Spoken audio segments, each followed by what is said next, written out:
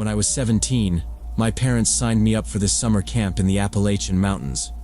It was supposed to be one of those character-building experiences, with no phones, no Wi-Fi, and lots of hiking, team games, and cooking your own food over a fire. My best friend Michael was supposed to come with me, which made the whole thing tolerable.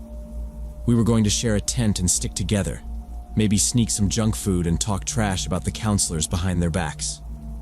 But 2 days before we were supposed to leave, Michael got diagnosed with mono.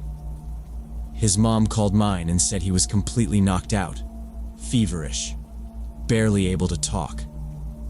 That was the first red flag. Without him, it already felt off. My parents still made me go, saying it would be good for me to meet new people and try something out of my comfort zone.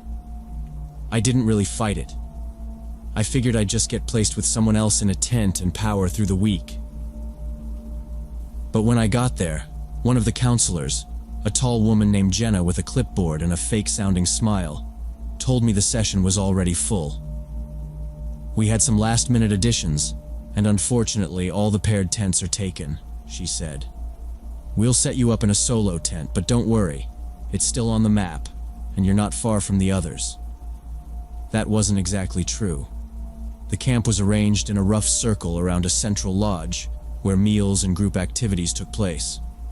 Most of the tents were clustered in small groups about 20 or 30 feet apart, some even closer.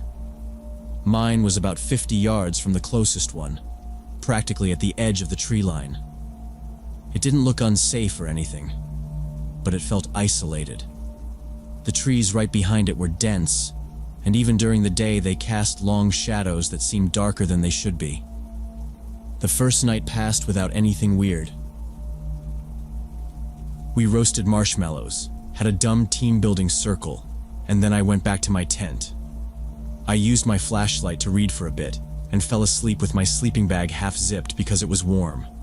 No animals, no noises, no problems. The second night was different. Around 2 a.m. I woke up to the sound of footsteps. Not scurrying animal sounds or branches creaking. These were definite, steady steps. Heavy, like a grown-up walking on dry leaves and twigs. My first thought was that it had to be one of the counselors doing a head count or checking tents. I didn't move, just lay there listening, figuring they'd pass by in a few seconds. But they didn't. The steps didn't keep moving in one direction. Instead, they slowed down. I could hear the crunch of leaves, then a pause, then another crunch, closer to the other side of the tent. It wasn't random. Whoever it was, they were walking in a circle around my tent. Not fast, not loud, just deliberate, slow crunches of boots pressing down twigs and dead leaves. I kept as still as possible. My sleeping bag was up to my chest, and I didn't even want to breathe too loud. I told myself again and again it had to be a counselor just doing some sort of night check, maybe confused about where the tents were. But then I remembered the map they'd given us. My tent wasn't anywhere close to the others. There was no reason to check just mine. The steps circled once, then again. I could hear them moving around, each lap slightly tighter than the last, it seemed. Then they stopped, right behind the tent. Not at the front where the zipper flap was. Behind, where the nylon wall faced the trees. I waited for a flashlight beam or a voice saying my name. Nothing. Just silence. I reached over slowly and grabbed the flashlight next to my sleeping bag, keeping the beam off. I thought about unzipping the tent to look out, but I couldn't make myself do it. The wall was so thin, I was sure if someone was standing just outside, they'd hear any movement. I stayed still, gripping the flashlight, trying to hear if anything else was moving. Then the steps started again. One slow step, then another, moving from the backside of the tent around toward the front. I held my breath. The steps got closer to the zipper entrance. Then they stopped. The circling continued for what felt like 20 minutes. No other sounds. Just those steady, deliberate steps crushing dry leaves, pausing, then starting again. My tent walls were thin, and each time he passed close, I could hear the faint rustle of fabric from the breeze he stirred. At first I tried to time his movements, thinking maybe I could shout or shine my flashlight if he got far enough away. But the steps never stayed far. They always came back around. I realized this wasn't any kind of camp staff. This wasn't a lost hiker either. This person had a reason for being exactly where I was, in the dark, walking in circles around a teenage camper's tent. I finally couldn't take it anymore. I needed to know what I was dealing with. I waited until I heard him behind the tent again, and I slowly reached for the zipper. I tugged it just enough to create a 1-inch gap, then held up the flashlight without turning it on. I peered out through the opening. He was standing about 10 feet away, not walking now, just standing there, staring. I froze. He looked like he was in his 40s or 50s, beard thick and patchy, wearing a faded brown coat that looked more like something you'd wear chopping wood than hiking. His pants were covered in dried mud, and his boots looked too large, like they didn't even fit right. They were definitely not camp-issue anything. His eyes locked with mine immediately. No confusion, no surprise. He'd known I was watching. We stared at each other for a second, maybe less. He didn't move, didn't blink, just stared with this expression that didn't show any emotion at all. Not angry, not happy, not curious. Just blank. I pulled the zipper shut as slow as I could. I didn't want to make a sound. Once it was sealed, I grabbed my phone from my bag and unlocked it with fingers that felt numb. My thumb missed the number twice. I finally got the lodge emergency contact and hit call. The ring was so loud in the silence I had to press the phone into my sleeping bag to muffle it. A voice answered on the third ring, a guy, tired sounding. "There's a man outside my tent," I whispered. "He's not a counselor. He's just out here, walking around. He's staring at me." The guy's voice sharpened. "What's your name? What's your tent number?" I gave him everything I could. My name, my tent location, told him I was in the solo one on the outer edge. While I was whispering, the footsteps started again. Only this time they were faster. Not running, but not slow anymore either. Quick crunches of leaves circling my tent like he was pacing, agitated. I told the night counselor this and he said, "Stay inside, stay quiet. Help is coming." 5 minutes later, maybe less, but it felt like forever. I saw lights flashing through the tent walls, voices shouting, "Camp staff, step out with your hands visible." I heard more shouting, and the beam of a flashlight sweep right across the entrance to my tent. I unzipped it and crawled out, nearly falling as my legs hit the dirt. 3 counselors were there, all older guys, and a security guard with a radio. They asked if I was hurt. I shook my head. I pointed toward the trees where I'd seen the man, but he was gone. They didn't waste time. All 4 spread out and started sweeping the area with lights, calling out warnings about trespassing and identifying themselves as staff. I stood by the tent, one of the counselors keeping a hand on my shoulder while the others pushed into the trees. I was straining to hear anything over the crunch of boots, the crack of branches, and the occasional shout of "hello" or "you're trespassing on private land." After about 10 minutes, they regrouped. Nothing. No one. But right there, around the base of my tent, the muddy patches clearly showed what I'd described.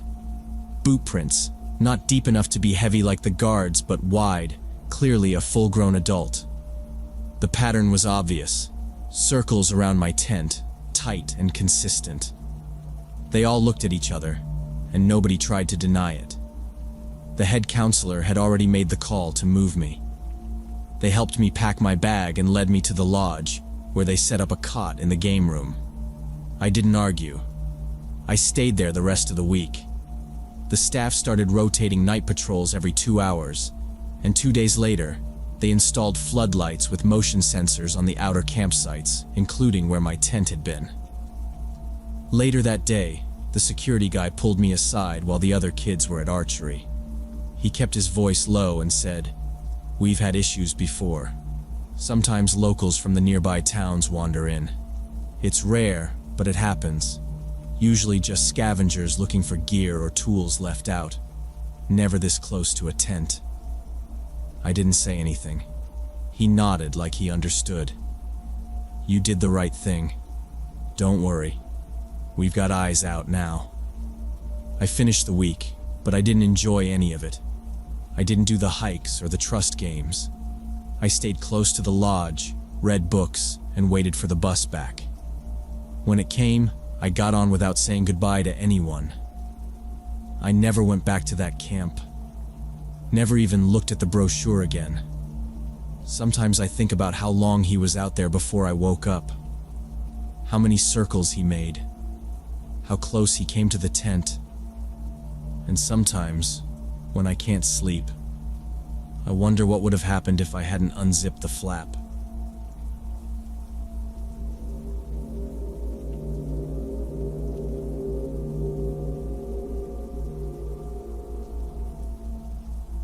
So last spring break, me and my 3 roommates decided to do a section of the Appalachian Trail instead of going to Florida like everyone else. We'd been talking about it all semester, and Tanner finally convinced us it would be cheaper than a beach trip. None of us had done any real backpacking before, but we figured a few days on the trail would be a cool challenge. We borrowed gear from the outdoor rec center and crammed it all into Jake's old Honda Civic. The plan was simple: hike in, camp for 2 nights, then loop back out to the car. We drove up to Virginia on a Sunday and parked at one of the trailheads near a visitor center. There were a few cars already there, but not many people around. We checked the map, took the usual before photo, and headed off. It was early afternoon and a little chilly, but the sky was clear and the trail was quiet. After about 6 miles, we found this perfect spot next to a mountain stream. It was marked as a legal camping area on our map, which we double-checked because we didn't want any ranger trouble. There was a small clearing just off the trail with a fire ring already built and flat ground for tents. The stream was only 20 feet away, flowing steady but not too loud. We set up our 2 small tents side by side, me and Jake in one, Tanner and Luis in the other. We gathered wood and got a small fire going, enough to boil water and keep us warm. The air started cooling off quick once the sun dropped. We filtered some water from the stream, cooked up ramen and instant potatoes, then cracked open a couple beers we'd packed in. Jake brought his little travel guitar, and Tanner tried to sing, badly. We weren't drunk, just relaxed and happy to be away from class and noise. Around midnight, we doused the fire, stashed our food bags up in a tree, and crawled into the tents. I remember thinking how quiet it was out there. No cars, no planes overhead, just the sound of the stream and some owls. Around 3 a.m., loud laughter woke all of us up. At first, I thought maybe Jake or one of the other guys had gotten up to pee and was laughing at something stupid. But the laughter kept going, and it was definitely coming from outside our camp.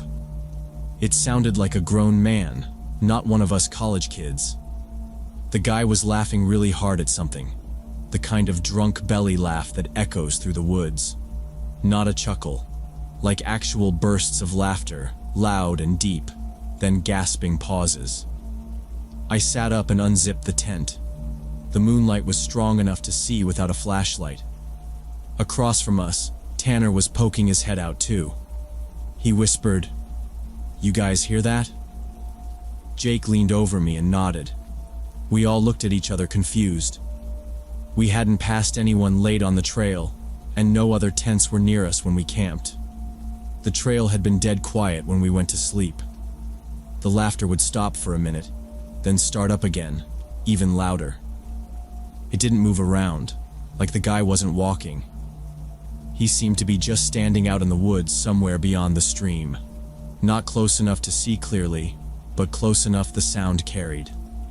Luis finally said, "Should we call out or something?" Tanner shook his head and said, "No way, man. Let's just wait."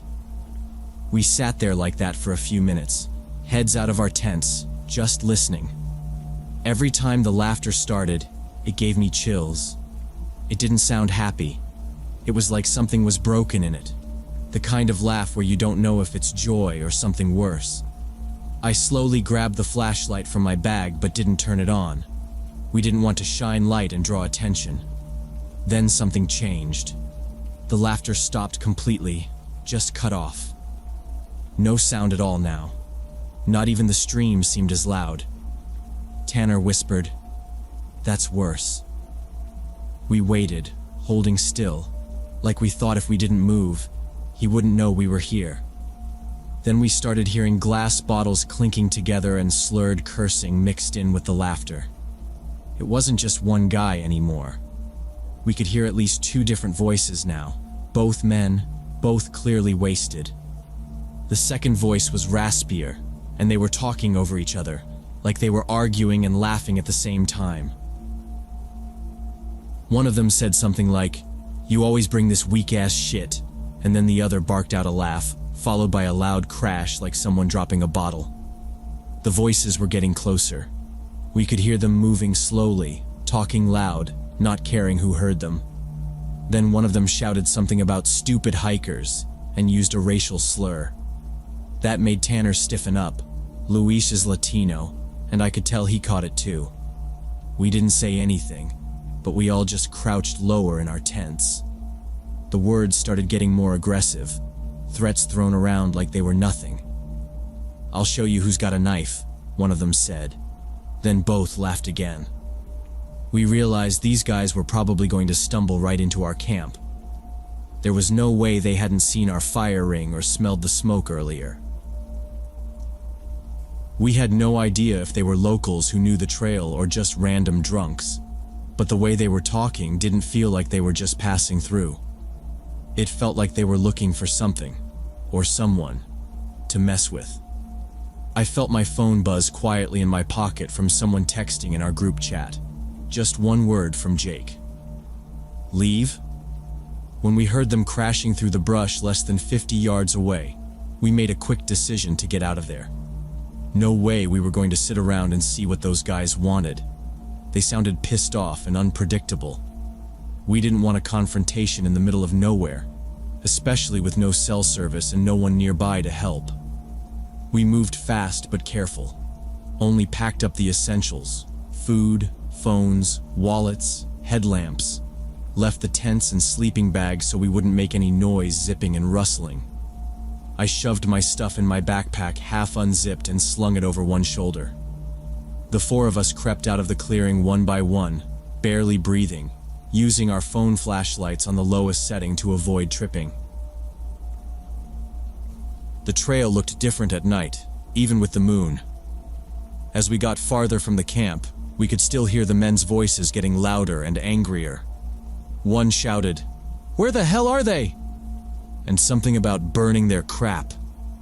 We didn't stop to figure out if they meant us or someone else. Tanner kept glancing over his shoulder every few steps, and Jake whispered, "Faster, just go." We didn't run, but we walked hard, the adrenaline keeping us upright even though we were half asleep and freezing. It took us almost 2 hours to hike back to the car, and we didn't say much on the way. Just stayed in a tight line and kept our ears open. I kept thinking one of the guys might have followed us, but we never heard them behind us. When we finally saw the outline of the trailhead parking lot through the trees, it felt like we'd reached another planet. We got into the car without even speaking and locked the doors immediately. None of us could sleep properly, so we just leaned our seats back and tried to rest with our eyes closed. Every time a stick cracked outside or a bird chirped, I tensed up again. We stayed like that until sunrise, just trying to breathe normal again. My legs were cramped and stiff from the hike, but I didn't care. We were out. Once it was light enough to see, we drove back down the gravel road a bit, parked again, and hiked back to our campsite to get the rest of our stuff. We didn't talk much on the way there either. The woods felt quieter, normal again, but we were all still wired from the night. When we got back to the clearing, the drunk guys were gone, but we found empty beer bottles and cigarette butts scattered around the fire ring. Someone had pulled up one of our tent stakes and tossed it in the stream. Jake's sleeping bag was unzipped and half dragged out of the tent, and Tanner's backpack had mud smeared on it like someone stepped on it.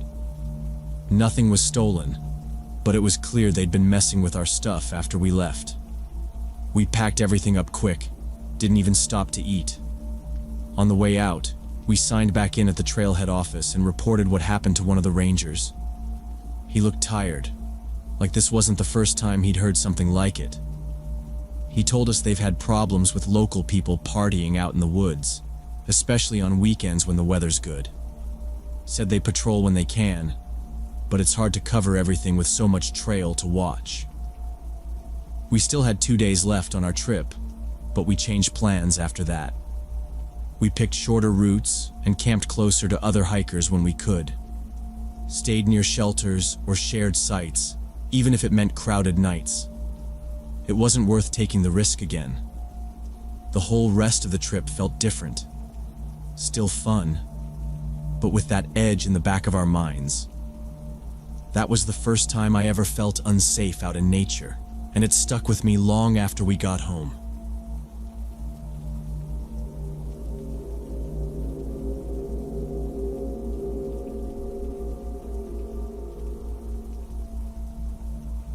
I work as a software developer, and last August I was feeling completely burned out from a brutal project deadline.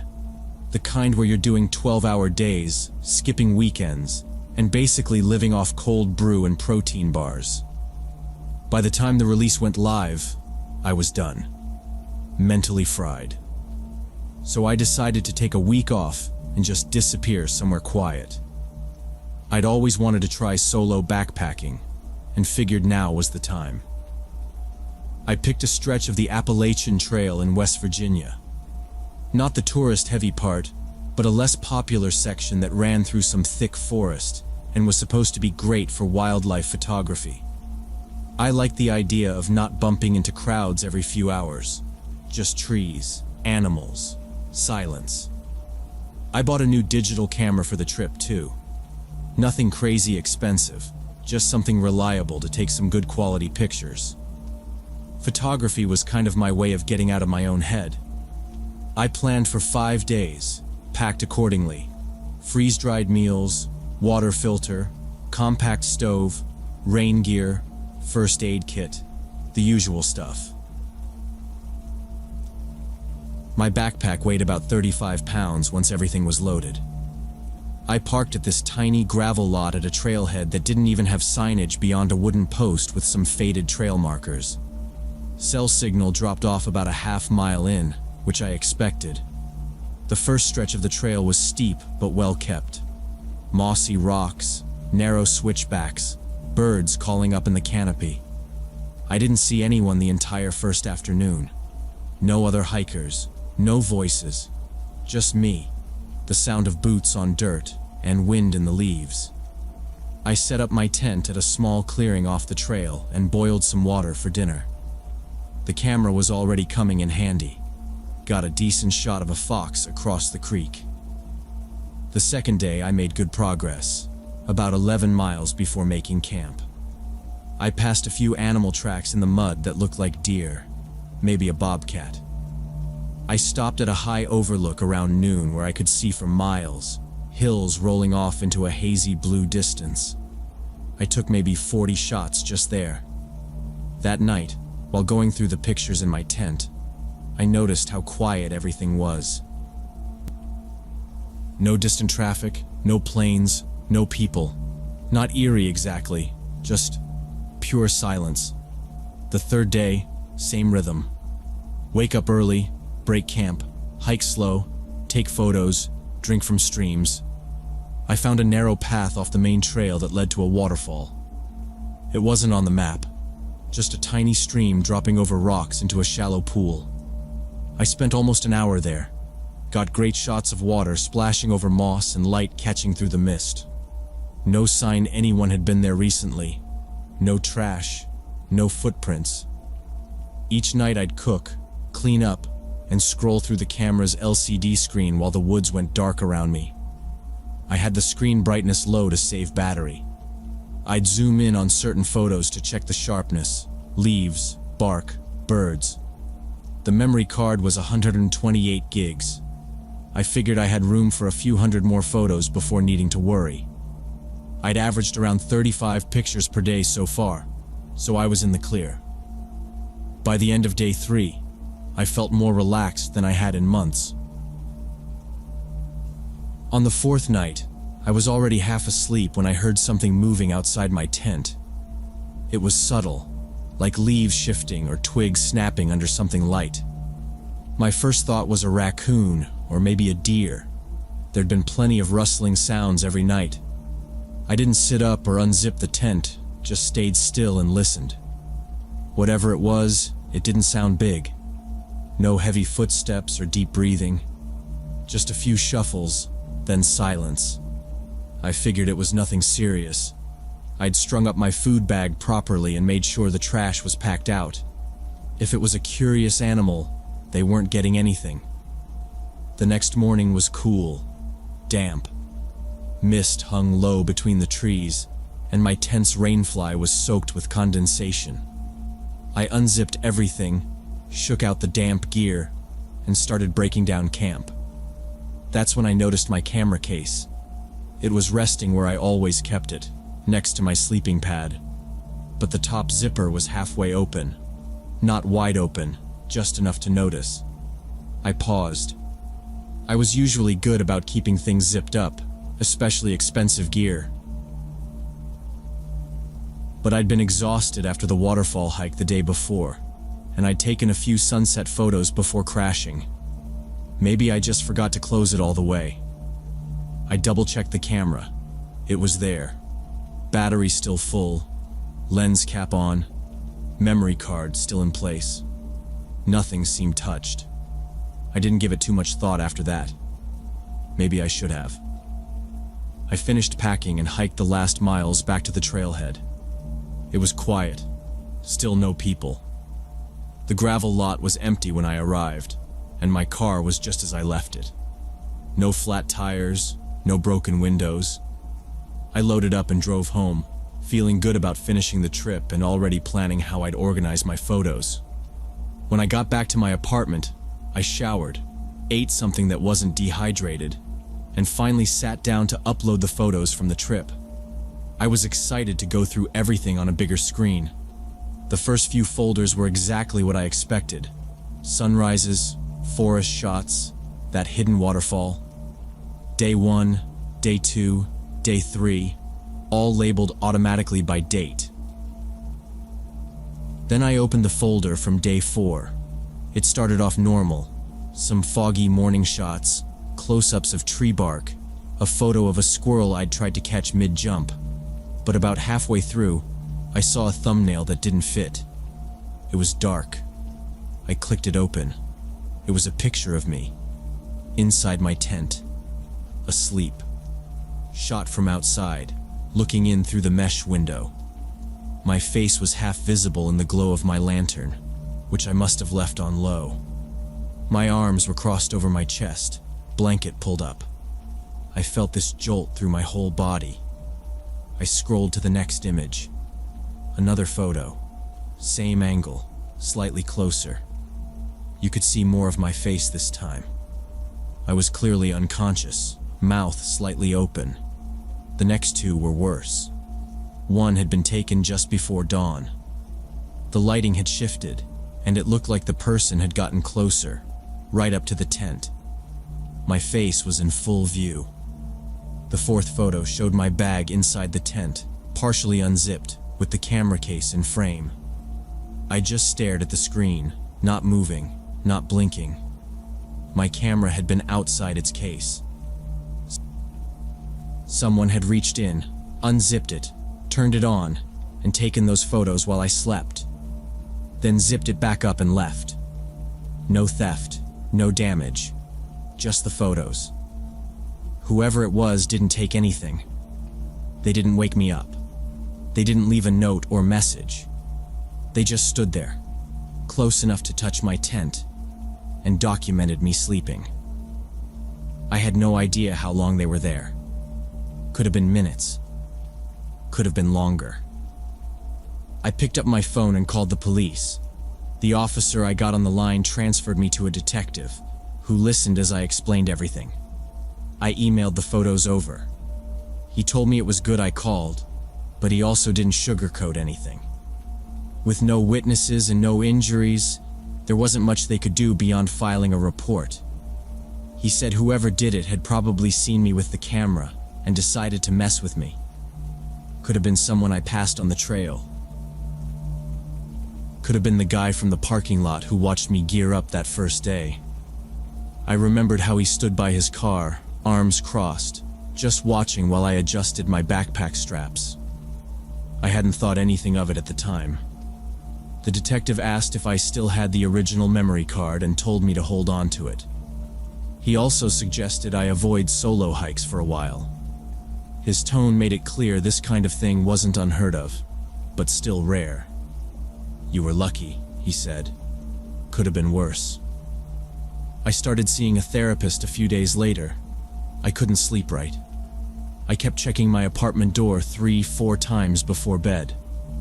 Every time I heard something outside my window, I'd get up and look. It wasn't just fear. It was this deep sense of being violated. I'd gone into those woods looking for peace, and someone had decided to use that isolation against me. I still go hiking now, but never alone. I always go with friends or join group outings. I never sleep with my gear outside the tent anymore, even if it's just for convenience. Everything goes inside, zipped up next to me. I even started using a small motion detector alarm that beeps if anything comes within 5 feet of the tent. Overkill? Maybe. But after that trip, I don't take chances. The memory card is still in a drawer next to my bed. I haven't looked at those 4 photos since that first night. I don't need to. I remember every pixel.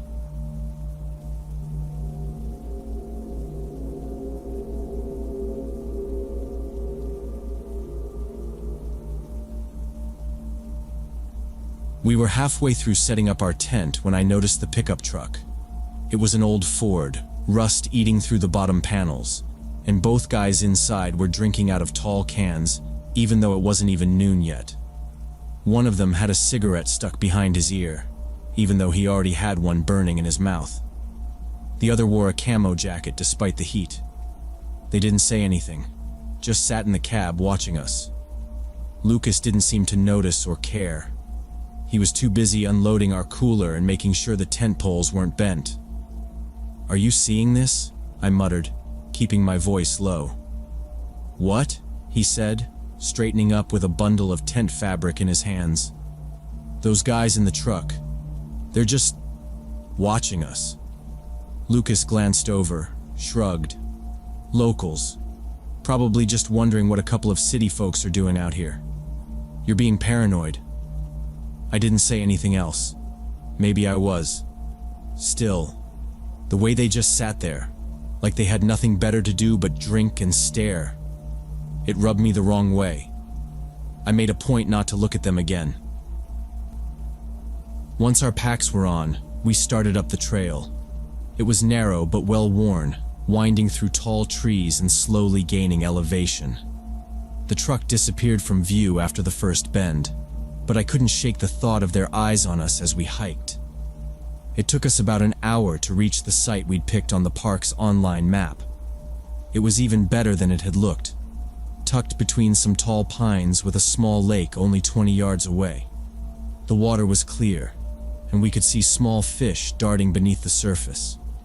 There was a crude fire ring already set up, and a log someone had dragged over to use as a bench. We dumped our packs, set up the tent, and got to work gathering kindling. Lucas found some bigger branches farther up the slope, and we snapped them down to size with a hatchet he brought from his garage. I boiled some water for instant noodles while he built the fire. It felt peaceful, safe. By the time the sun started going down, we had eaten, cleaned up, and settled in around the fire. The sky turned orange over the lake, and the breeze picked up just enough to keep the bugs off. We were talking about whether we'd ever leave the city, maybe move somewhere quieter someday, when I heard the crunch of footsteps. I stopped mid-sentence. Lucas looked up too. A shape emerged from the trees on the trail side, one of the men from the truck. I recognized the camo jacket right away.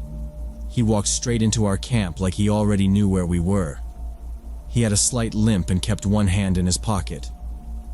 "Evenin'," he said, stopping a few feet from our fire. "Didn't mean to scare y'all." Lucas stood up and gave a polite nod. I didn't move. "I'm Daryl," the man said. "Live not too far from here. You folks all right out here?" Lucas answered before I could. "Yeah, doing great. Beautiful spot." Daryl nodded slowly, eyes scanning the camp. "It's a nice one for sure. I come up here sometimes myself." He didn't say anything for a few seconds, just looked at our setup. The tent, the food bag hanging from a tree, the little battery lantern on the ground. Then he grinned. "Say, if y'all need anything, I got some firewood in my truck. Some beer too, if you're interested." Lucas forced a polite laugh. "Appreciate it, but we're good." Daryl kept smiling, but didn't leave. He shifted his weight from foot to foot, as if waiting for us to say something else. "You got any cell service out here?" he asked suddenly. Lucas shook his head. "Not really." Daryl nodded again. "Yep, same for me. Dead zone out here. Makes you feel like you're in another world, don't it?" He said it like a joke, but didn't laugh. Then he looked at me for the first time. "You all right, miss?" I just nodded. "You sure?" Lucas stepped a little closer to me. "She's fine." Daryl looked between us, then finally took a step back. "Well, all right. I'll be heading back down then. Y'all have a good night." We watched him walk off, down the trail the way he came. His footsteps faded slower than they should have. Daryl's price for firewood was a joke. $15 for a bundle barely big enough for an hour of flames. We could have gathered more ourselves with 20 minutes of work, but Lucas handed him a 20 and took the beer just to be polite. He cracked one open and handed it to me, even though I hadn't said anything. Daryl stuck around longer after that. He didn't sit down, just stood near the fire, talking like he was trying to establish some kind of bond. He asked where we were from. Lucas told him DC, and tried to steer the conversation back to camping. Daryl nodded and said he used to live in the city too. But then a few minutes later, he mentioned growing up just down the mountain. Said he worked maintenance for the park, then changed it to guiding hunting tours, then claimed he did construction jobs off and on. Nothing really lined up. The whole time, his eyes kept drifting over to me. Not just a glance, but the kind of look that made me feel like I needed to zip my jacket all the way up. Lucas kept talking, trying to be polite, but I could feel his posture shift. He stood closer than usual. At one point, Lucas stepped away to toss another log into the fire ring, and Daryl used the moment to lean toward me. Not close enough to touch, but too close for a stranger. "You got a boyfriend back home?" he asked, voice low. I stared at him. Lucas was 10 feet away. "You mean, like, other than the one sitting right there?" Daryl grinned, like it was a joke. "Just askin'. Lot of girls come out here with friends." Lucas came back before I could respond. He handed me another beer and sat down beside me. Daryl didn't say much after that. Just looked at us for another few seconds and said he had to get going. We thought that was the end of it.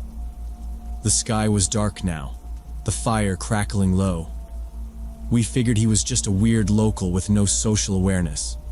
Maybe drunk. Maybe high. Either way, gone. But less than 30 minutes later, he came back. This time with the other guy from the truck. They both stood at the edge of the site, just inside the tree line. Daryl called out, "Everything good up here?" Lucas got up. "We're fine." The second guy didn't say anything, just stood there with his hands in his hoodie pocket, looking around our camp like he was taking inventory. "We were just making sure y'all weren't cold or anything," Daryl said. "Plenty more wood down the hill." "We're good," Lucas said again. They didn't leave right away, stood there like they expected to be invited in. Eventually they turned and walked back into the trees. We sat in silence, listening until we couldn't hear their boots on the dirt anymore. That time, we didn't relax. We didn't even speak for a while. Lucas got up and checked the trail side with a flashlight. I started quietly packing the food bag. Around 11 p.m., just as we were getting ready to try sleeping, I heard another crunch of leaves. I didn't even need to look, just grabbed the flashlight and pointed it toward the sound. Daryl again, alone this time. "Forgot something," he mumbled, stepping toward the edge of our site. "What did you forget?" Lucas asked. His voice didn't have the friendly tone anymore. Daryl blinked at him like he hadn't expected the question. Not sure. Thought I left something." He looked around at our gear, like he expected to find something of his among our stuff. "We didn't take anything," Lucas said, stepping in front of me. Daryl just stood there. Finally, after what felt like forever, he turned and walked back the way he came, disappearing into the woods again. We didn't wait after that. I started shoving everything into our packs. Lucas doused the fire. We packed up the tent without folding it right. Just stuffed it in. Everything was done in minutes. We put on our headlamps and started hiking down the trail, fast. Every sound in the woods felt like footsteps. We didn't talk. Just kept moving. When we got back to the parking lot, their truck was still there. Both men were sitting inside, watching.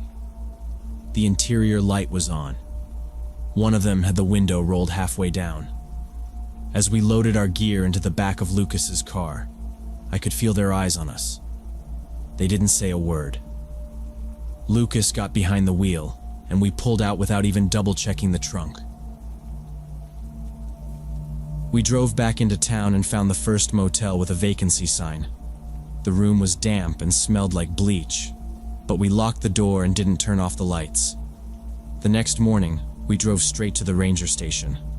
We gave a full report, what they looked like, what they said, every time they came back. The ranger we spoke with didn't seem surprised. As soon as we described Daryl and his friend, he nodded like he already knew. "We've had trouble with those two before," he said. "They live right near the boundary line, like to hang around the trailheads, especially when young couples come through." He took down our contact information and said they'd increase patrols. Promised to send someone to check that campsite more often. But he didn't sound hopeful. Just tired. We never went back to that park. Even when we planned future trips, we stayed closer to main roads, picked crowded trails. I still think about what might have happened if we'd stayed the night. If we'd let our guard down. I wish we'd packed up after the first weird question, instead of waiting for things to get worse. Now I don't ignore those bad feelings. I don't wait for proof. When someone gives me that kind of look, that kind of vibe, I leave. Every time.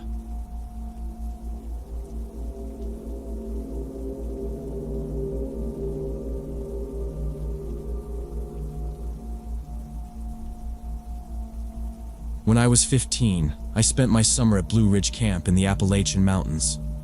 My parents were always on me about spending too much time indoors, so they signed me up and basically dropped me off without much discussion. They figured some time without Wi-Fi would force me to be a kid again. I didn't fight it too hard. I didn't really have a choice. But deep down, I thought it wouldn't be too bad. The camp was decently organized.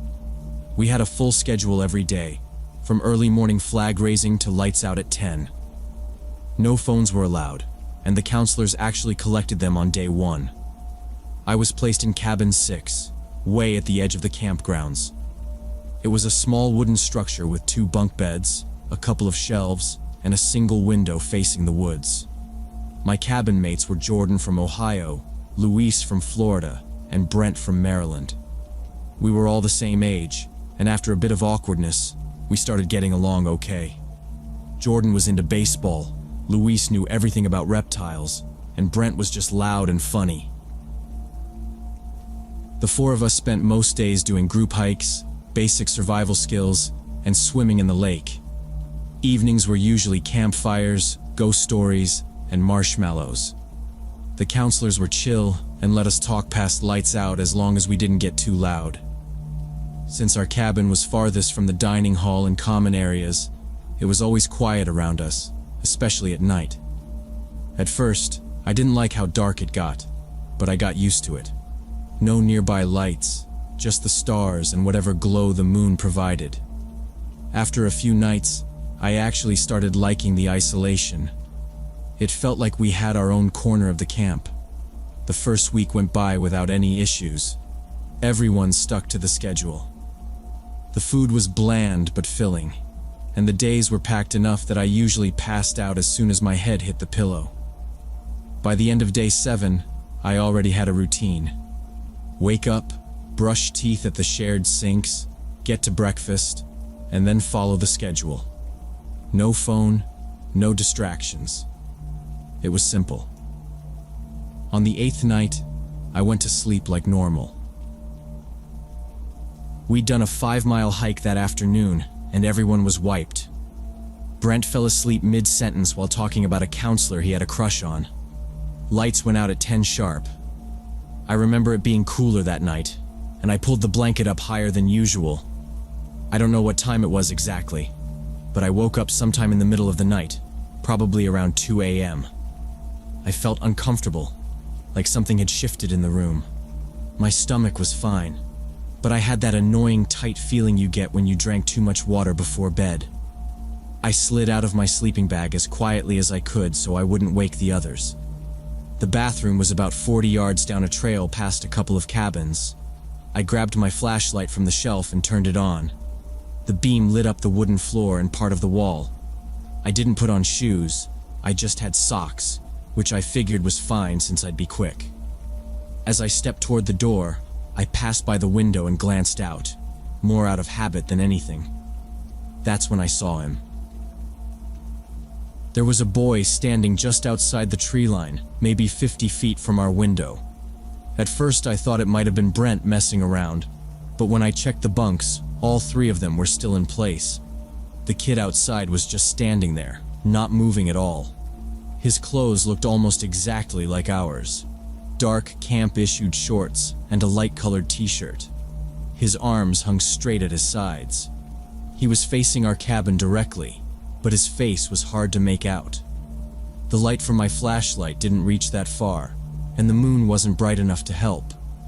I stood there frozen for a few seconds, just watching. The guy didn't budge. He wasn't swaying, didn't scratch or shift, just totally still. I thought maybe he was sleepwalking, or maybe he got lost from one of the other cabins and didn't know where to go, or maybe he was trying to pull a prank. That seemed more likely. We had a few guys at camp who loved messing with people, moving personal stuff around, flipping backpacks inside out, that kind of thing. Maybe this was just another weird stunt. Still, something about the way he was standing, like he wasn't just looking at the cabin but staring straight through it, felt off. I raised my flashlight and pointed it toward him. The beam lit up the space in front of the trees but didn't quite reach him. He didn't react. Not even a flinch. I waited a few more seconds, but nothing changed. No movement. I considered waking the others, but didn't want to make a big deal out of something that was probably just a dumb prank. So I shook my head, whispered whatever, and slipped out the cabin door. The air was cold on my arms. I kept the flashlight low, just enough to see the trail. I made my way toward the bathroom. When I came back from the bathroom, the air felt colder than before. My flashlight flickered once, but I smacked it lightly, and it steadied. As I walked up to the cabin door, I glanced back at the woods, and he was still there. Same exact spot, same exact posture. He hadn't moved an inch. My stomach felt tight. I thought about going straight inside and ignoring it, but something about the stillness nagged at me.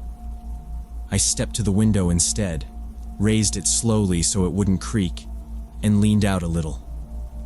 "Hey," I whispered loud enough that someone should hear. "You okay out there?" Nothing. I raised my voice just a bit. "You lost?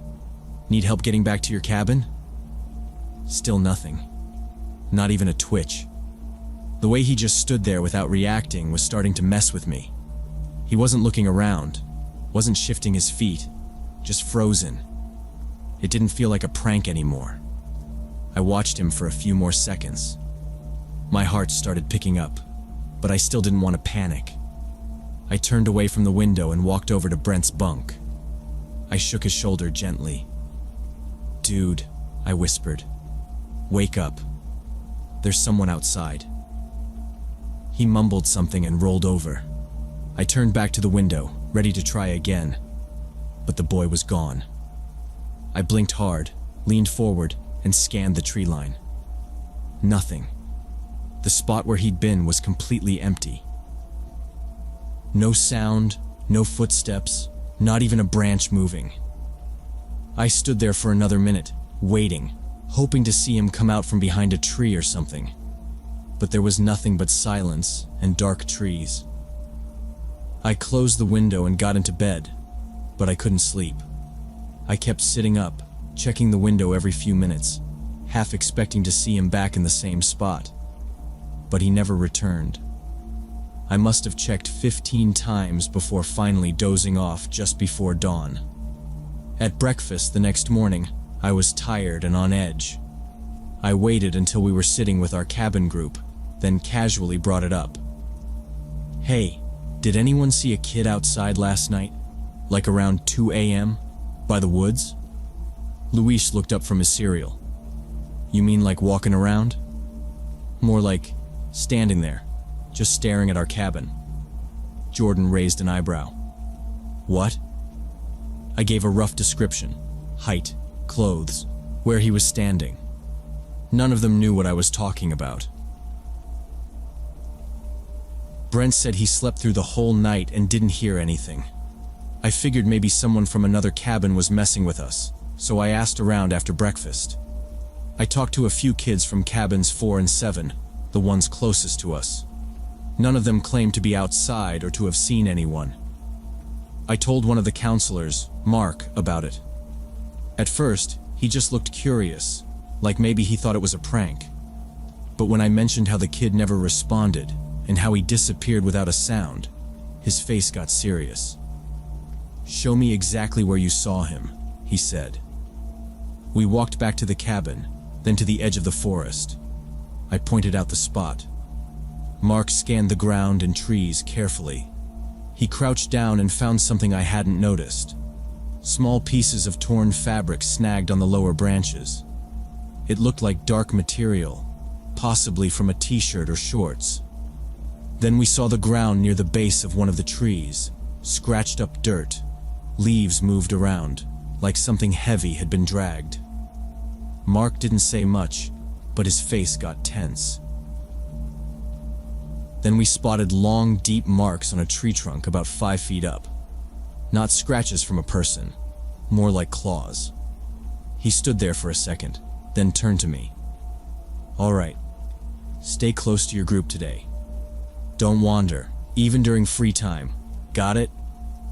I nodded, and we headed back toward the main camp area. I didn't tell anyone else what we saw. The scratches and the torn fabric made it feel a lot more serious than I originally thought. It didn't seem like a prank anymore. That afternoon, a park ranger came to the camp.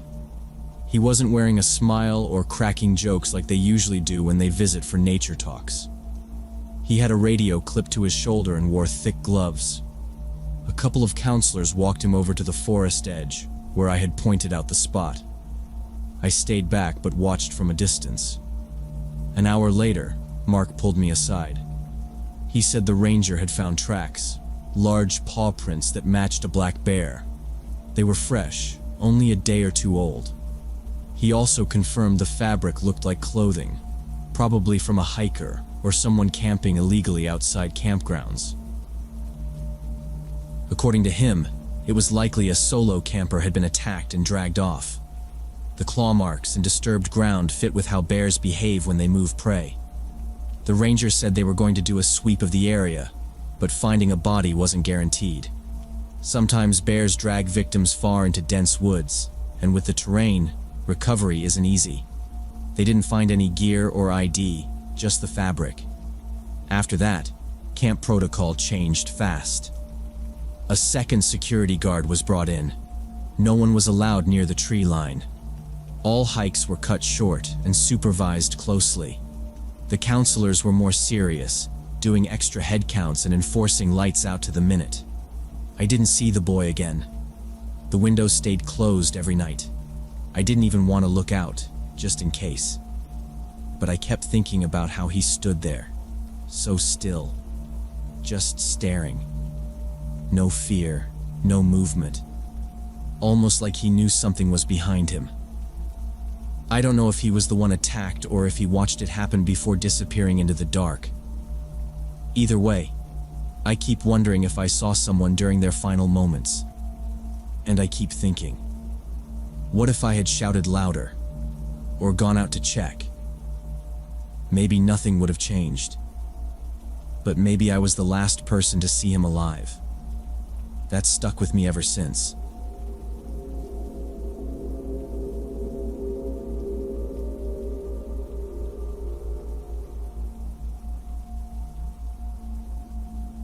So when I was 13, I joined a Girl Scout troop in Richmond for their summer camping trip to the Appalachian Mountains. It was my first real hiking experience, and I was excited to earn my wilderness badge. We had a group of 12 girls and 3 adult leaders. The plan was to spend 4 days on the trails, learning about local wildlife and plant identification.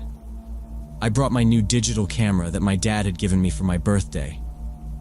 It still had that plastic smell, and I had a spare battery just in case. Our first day involved a moderate hike through some beautiful meadows and forest paths. The weather was perfect. Bright sun, no clouds, just the occasional breeze rustling the leaves. Everyone was in good spirits. We played little games as we walked, like who could spot the most types of birds or unique rocks. I had already taken dozens of photos of tree bark patterns, weird mushrooms, and birds I couldn't name. We camped that first night in a small clearing surrounded by tall trees, the kind where the branches start way up high. The troop leaders set up a small fire and helped us with our tents. They made sure we kept food sealed up tight. Bears, they said. We laughed about it, but no one messed around with leaving food out. That night I stayed up a little longer with Katie and Jenna, talking about school and boys and stuff we thought we'd never say around adults. The stars were so clear, no light pollution at all. I remember thinking this was way better than I expected. The next morning, we had oatmeal and dried fruit, packed up our gear, and headed out. Day 2 was going to be tougher, more uphill, more remote. We were aiming to reach a high point by afternoon, something the leaders called Sunset Ridge. Around mid-morning, we crossed a narrow wooden bridge over a creek, and one of the girls slipped a little. Nothing serious, just a small scare. But it made everyone quiet down a bit. We hiked for a few more hours, And then around noon, the leaders called a break at a scenic overlook. It was really beautiful. The ridge opened up, and you could see the rolling mountains stretching for miles. Wildflowers were everywhere. Purples, whites, pinks, and deep reds. We all dropped our packs, pulled out sandwiches and trail mix. I spotted some rare-looking mountain laurel blooms a little downhill, maybe 30 yards off. They had these delicate white and pink petals that looked almost unreal in the sunlight. I wanted a close-up shot for my nature journal. I told Katie I was going to grab a few quick pictures. She was sitting on her pack talking to Jenna and just nodded without really looking at me. I didn't think much of it. It wasn't far, and I figured I'd be back in 5 minutes. I took my camera, stepped off the trail, and made my way toward the flowers. The ground was soft, kind of mossy, but not slippery. I crouched down and started snapping a few pictures. I adjusted the angle to get the light just right, even crouched lower to get the petals against the backdrop of the valley.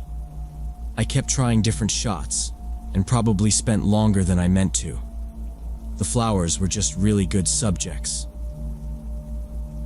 When I finally looked up from my camera, I realized I couldn't hear anyone anymore. I turned around, expecting to see them just behind me, but there was nothing, just trees and wild grass. I took a few steps back the way I came, scanning the ridge for movement or voices. It had only been 5, maybe 10 minutes tops, but the overlook was gone from sight, blocked by a slight rise in the land and thick brush that I hadn't noticed before. I moved a little faster now, pushing through the tall plants, trying to get back to where I thought the group was. But it didn't look familiar. The brush was too dense. I was sure I hadn't come through anything like that on the way in. I stopped walking, listening hard for laughter or someone calling my name. Nothing. Just the soft sound of wind and distant birds. I turned in a slow circle, looking for any sign of a trail or even footprints.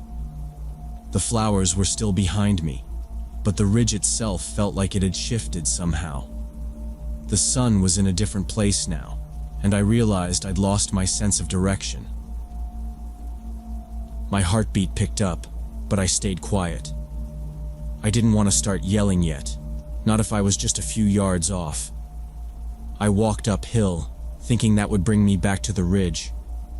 It had to be just past this slope. But when I got to the top, all I saw was more trees. I checked my camera to see if the last few shots had GPS tags. Nothing. I hadn't turned on the setting. I circled back, trying to retrace my steps, but everything looked the same. The same low shrubs, the same mossy rocks. I started moving faster, not running, just brisk walking, looking for any kind of landmark. Then I slipped. Not a big fall, but I twisted my ankle just a bit, stepping down onto a patch of uneven rock. I caught myself, but I cursed out loud.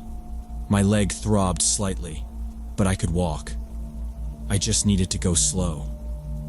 I wiped sweat from my forehead and kept going, listening harder now for any sign of my group. Still nothing.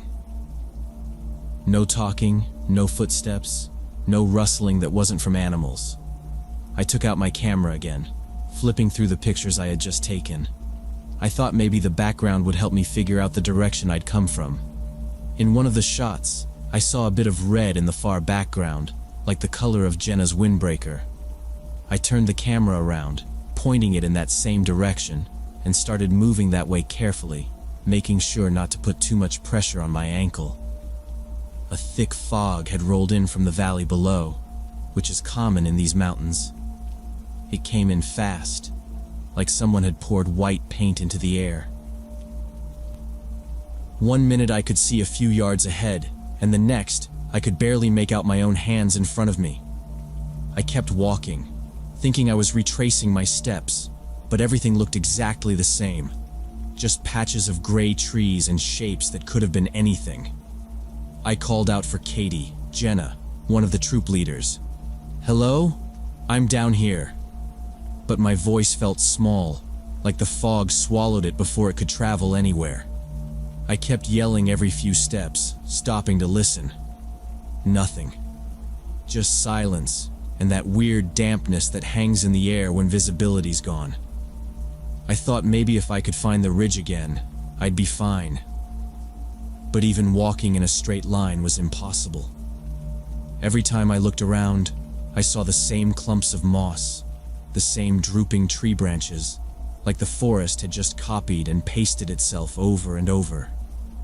I looked up, hoping to see the sun through the fog, but it was just a glowing blur. No help at all.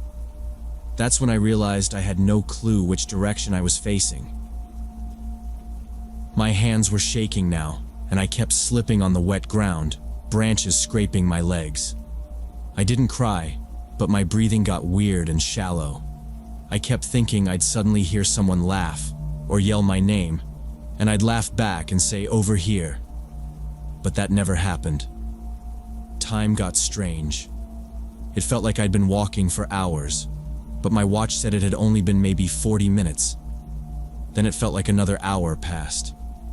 I didn't know anymore. My legs were tired, and my ankle was starting to swell. I sat on a rock for a few minutes, trying to listen for anything human. Footsteps, voices, even distant traffic. But it was like the mountain had closed its mouth and wouldn't let a single sound out. Then I heard it. Something big moving nearby. First it was just the crack of a branch. Then slow, heavy breathing. Way heavier than anything human. I froze. Through the fog, maybe 20 feet away, I saw a large, dark shape moving slowly between the trees. At first, I thought maybe it was a person in a jacket. But then it turned its head, and I saw the outline of a snout, thick shoulders, low steps. A bear. A big one. It looked right at me. I don't think it expected to see me either. We just stood there, both frozen. My scout training kicked in. I remembered what one of the leaders said on day one. Don't run, don't yell, don't make sudden moves. I slowly started to back away, keeping my eyes low but aware of where it was. The bear huffed and took a few steps toward me. That's when I knew I had to get off the ground. I looked around, found the closest tree that looked climbable. A tall pine with rough bark and low branches. I moved as quietly and quickly as I could toward it. Didn't even think about the pain in my ankle. I grabbed the first branch and pulled myself up. Higher. Higher. I kept climbing until the branches got thinner and the bear looked smaller down below. It reached the base and just stood there for a while, sniffing the air. Then it started circling the tree slowly, like it was waiting. I held my breath every time it looked up. I pressed my back into the trunk, trying to blend into it. The fog was still thick, and now I could barely see the forest floor. I didn't know how long I stayed up there. My arms started to ache, and my legs cramped. Every little creak of the branches made my heart pound. I didn't move at all, not even to scratch the bug bites on my neck. Then I heard something new. Distant voices. Real voices. Then a bark. Not one bark, but several. Dogs. The sound cut through the fog like a knife. The bear must have heard it too, because it turned away from the tree and slowly lumbered off into the mist. I stayed still for another minute, then another. When I was sure it was gone, I started yelling as loud as I could. "I'm here! I'm up in the tree!" The voices got louder. Someone was calling my name, and a bullhorn was echoing through the trees. "Natalie! Stay where you are!" I waited until I saw the reflective vests and heard the dogs up close before climbing down. My legs shook all the way, and I slipped once but caught myself. 2 men from the rescue team helped me walk, and one of them wrapped my ankle right away. They said they'd been looking for over 4 hours, but the fog made everything harder. They only found me because one of the dogs caught a scent near the flowers I'd wandered off to photograph. When we got back to base camp, My parents were already there. They'd driven up from Richmond as soon as they got the call. I didn't say much when I saw them, just kind of collapsed into a hug. Later that night, I learned I'd been missing for almost 6 hours. The troop leaders had stayed calm and organized a search immediately, which is probably why I was found so fast. I never used that camera again. It sat in a drawer at home until we gave it away. I still have the photo of the mountain laurel, though. It's printed and framed in my room, not because it's beautiful, but because it reminds me how quickly something normal can turn into a life-threatening situation. I never left a trail without permission again after that.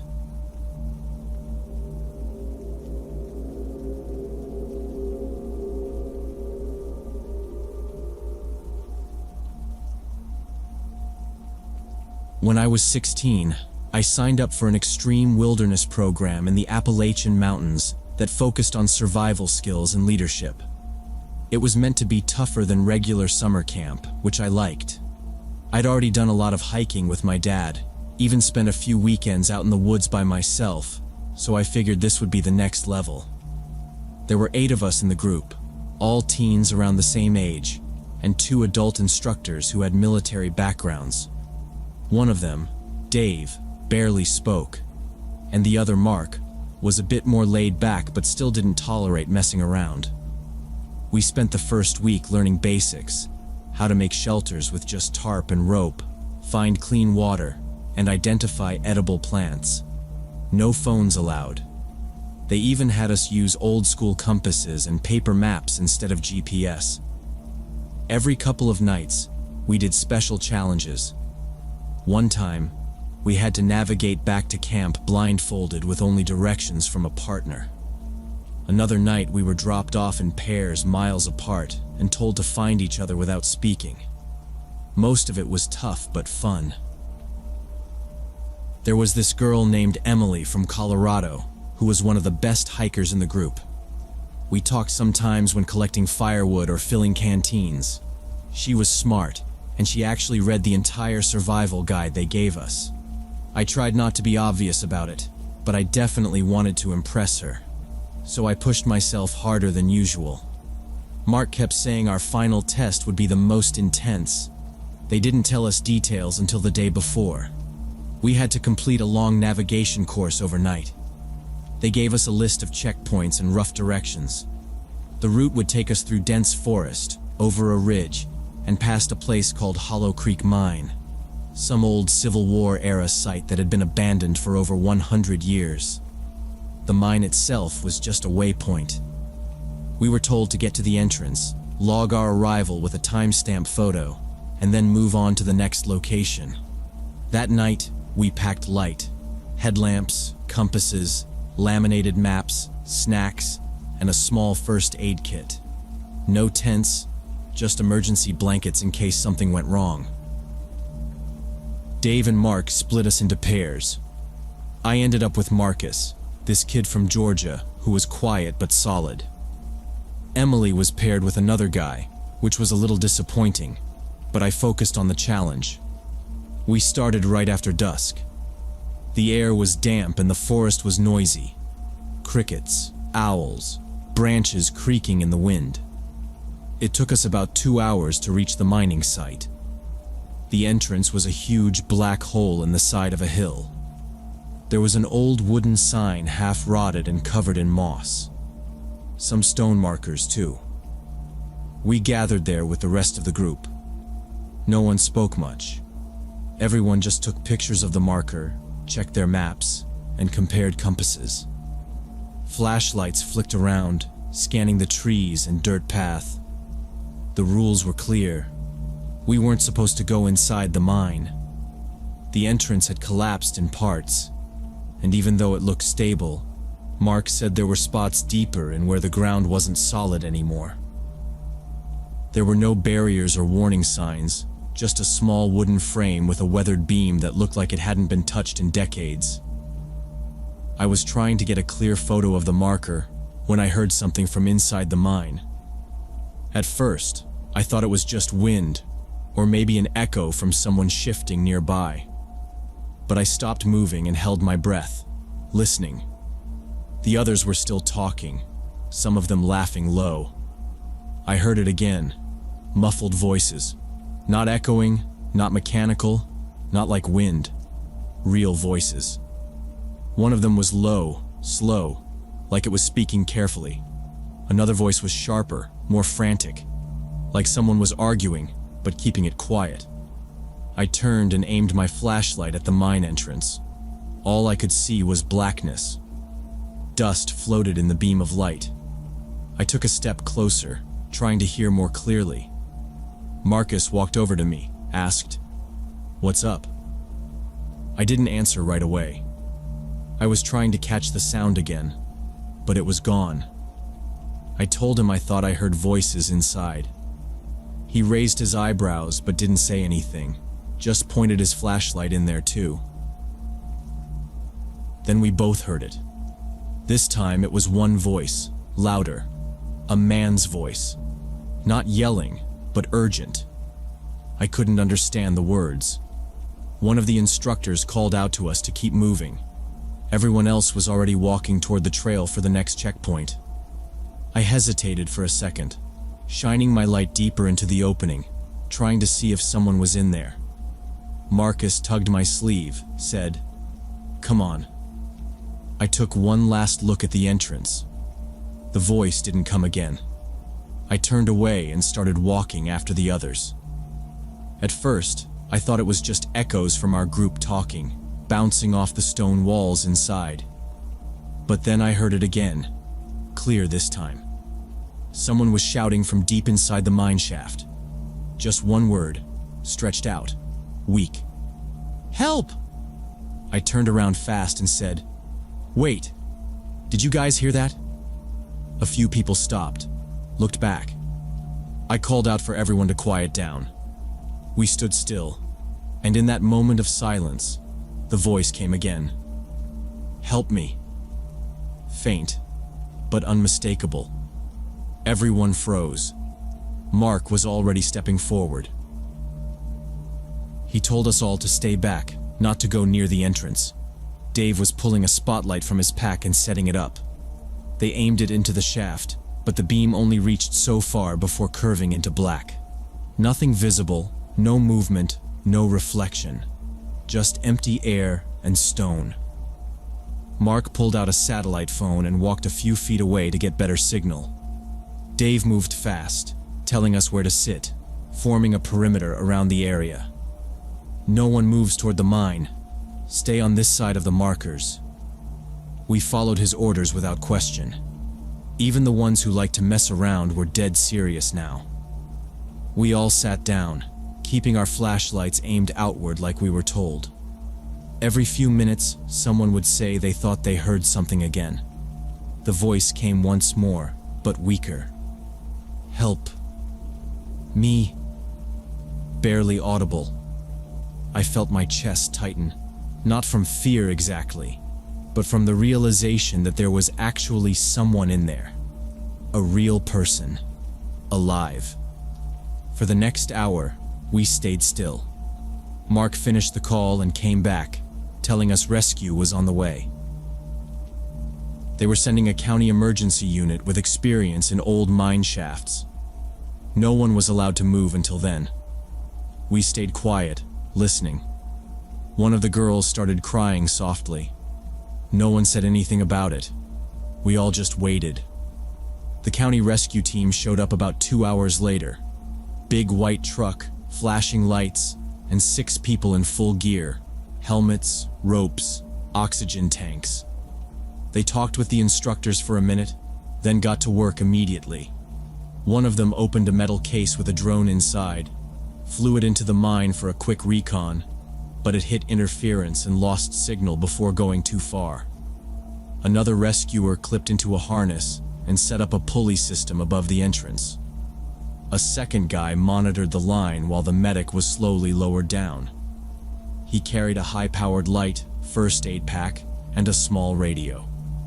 We watched from a safe distance as the rope uncoiled, inch by inch, into that dark hole. It took about half an hour before anything came back over the radio. just static at first, then a voice. "I've made contact." The voice crackled again. Male, mid-20s, semi-conscious. Signs of dehydration and injury, requesting assist with lift. The energy around us changed. Everyone stood up without speaking. It was real. They found someone. 2 more team members started preparing to go down and assist. They lowered gear bags with more equipment, then vanished into the shaft one by one. The whole thing took hours. We stood back the entire time, waiting, listening to occasional updates over the walkie. Finally, around 4 in the morning, the first rescuer emerged from the shaft, then another. The third came up with the climber, wrapped in thermal blankets, dirt-streaked, his face pale, lips cracked. He was awake, blinking into the lights, trying to talk. They didn't let him speak much, just gave him water and stabilized his leg before putting him on a stretcher. One of the rescue guys told Mark and Dave that he'd been trapped for at least 3 days. The guy had fallen during a solo climb nearby, slipped down a rock face that had collapsed under him, and ended up in a narrow chute that connected to the mine system. He was lucky to be alive. They said he found a small underground stream that kept him from dying of thirst. He kept yelling for help, hoping someone would be close enough to hear. We were the first people near that site in days. Once the paramedics loaded him into the rescue vehicle and drove off, the rest of the crew started packing up. Mark finally let us talk again, but no one really said much. We just stood there, looking at the mine entrance, thinking about how close he came to dying right under our feet. The next morning, we got word that the climber had made it to the hospital with broken ribs and a busted ankle. Internal bruising, but he'd survive. He told the nurse that he heard voices near the entrance and thought he was hallucinating, but then realized they were real. He said he'd been yelling as loud as he could every few hours, hoping someone might hear him. He'd almost given up. Our instructors got praised by the rescue team for their fast response and calm handling. The program director even called it a miracle situation. They told us later that in the 20 years this program had been running, no one had ever actually helped rescue a real person in danger. It was a first. On the last day before we packed up camp, the whole group sat around quietly while the instructors gave a short talk. They said this kind of thing is exactly why you take survival seriously. It can flip in a second. 1 minute it's an exercise, and the next you're part of something real. I looked over at Emily during the debrief. She didn't say much either. Just nodded when they talked about listening, about awareness. I don't remember everything they said, but I remember the cold air coming out of that mine, and the way that guy's voice echoed up like it was right behind you. Every time I go hiking now, I still think about that night. That voice, thin and fading, still comes back in my head sometimes. Just one quiet call. Help me. Somewhere deep in the dark.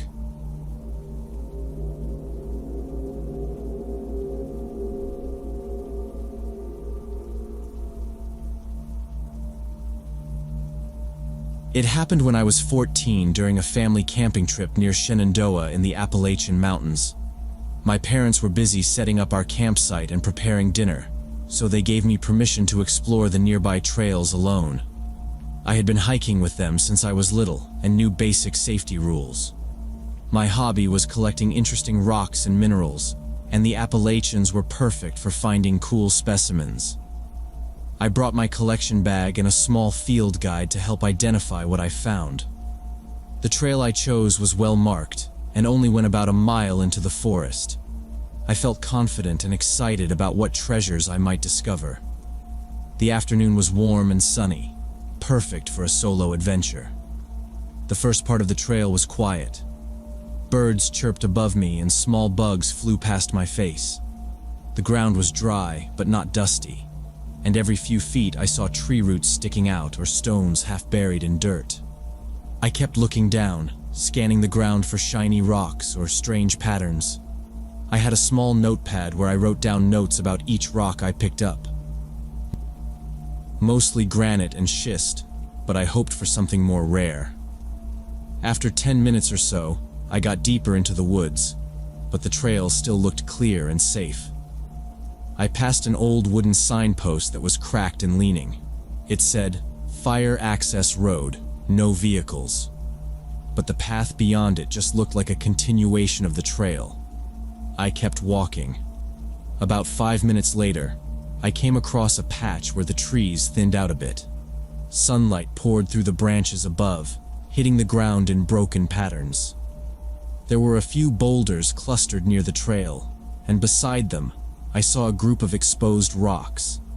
Some of them had shimmering edges, and a few looked like they had veins of crystal running through them. I walked off the trail, maybe 5 or 6 feet, and knelt down. I pulled out my guidebook and started matching colors and patterns. My fingers brushed across the surface of a light gray rock with faint purple bands. Possibly amethyst, I thought, or maybe just quartz with staining. I turned it over to check the bottom. I didn't notice how far I had wandered from the edge of the trail. I didn't think it mattered, since I could still see the path behind me. I crouched lower to look at another rock that had a rusty red core. I was so focused on it that I barely noticed a faint rustling sound nearby. I assumed it was a squirrel or bird. I kept shifting rocks, brushing off dirt with the sleeve of my hoodie. Then I saw one that had a flat surface with what looked like fossilized patterns on it, maybe plant matter or tiny shells. I reached out to lift it. About half a mile from camp, I found an area where the trail crossed over some exposed rock formations. There were several interesting crystals embedded in the stone that I wanted to examine more closely. I stepped off the main path to get a better look at what appeared to be quartz formations. The ground was covered with fallen leaves from the previous autumn, making it hard to see exactly where I was stepping. I was so focused on the rocks that I wasn't paying attention to my feet. As I reached down to pick up a particularly interesting specimen, I felt something move under my hiking boot. Before I could react, there was a sharp pain in my ankle that felt like someone had stabbed me with a knife. I looked down and saw a timber rattlesnake coiled up next to my foot, its tail buzzing loudly. The snake had bitten me right through my sock, and I could see 2 puncture wounds starting to bleed. I jumped back instinctively, almost losing my balance. The snake didn't chase, just stayed coiled and watched as I stumbled away. I knew immediately this was a serious emergency. I grabbed my bag, turned around, and started running back toward camp as fast as I could, crashing through the underbrush, ignoring the sharp branches that scratched my arms. Within minutes, my ankle began to swell and throb with intense pain. Every step felt like walking on broken glass. I tried to keep pressure off the leg but knew I couldn't afford to slow down. I felt the venom working its way up, like fire under my skin.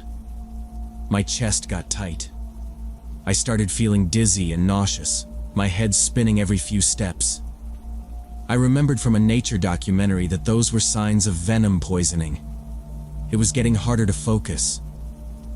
I looked ahead, but the trail felt longer than before, like the woods were stretching out just to mess with me.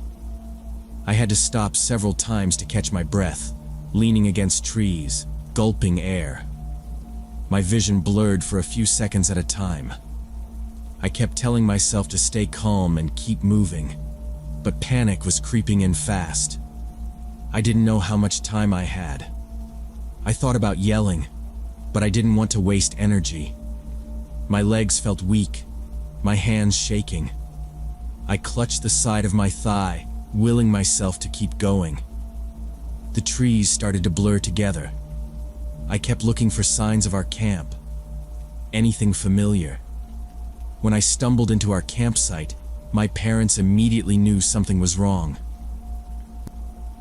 My dad dropped the folding chair he was setting up, and my mom ran over. I was pale, sweating, and could barely walk on my injured leg.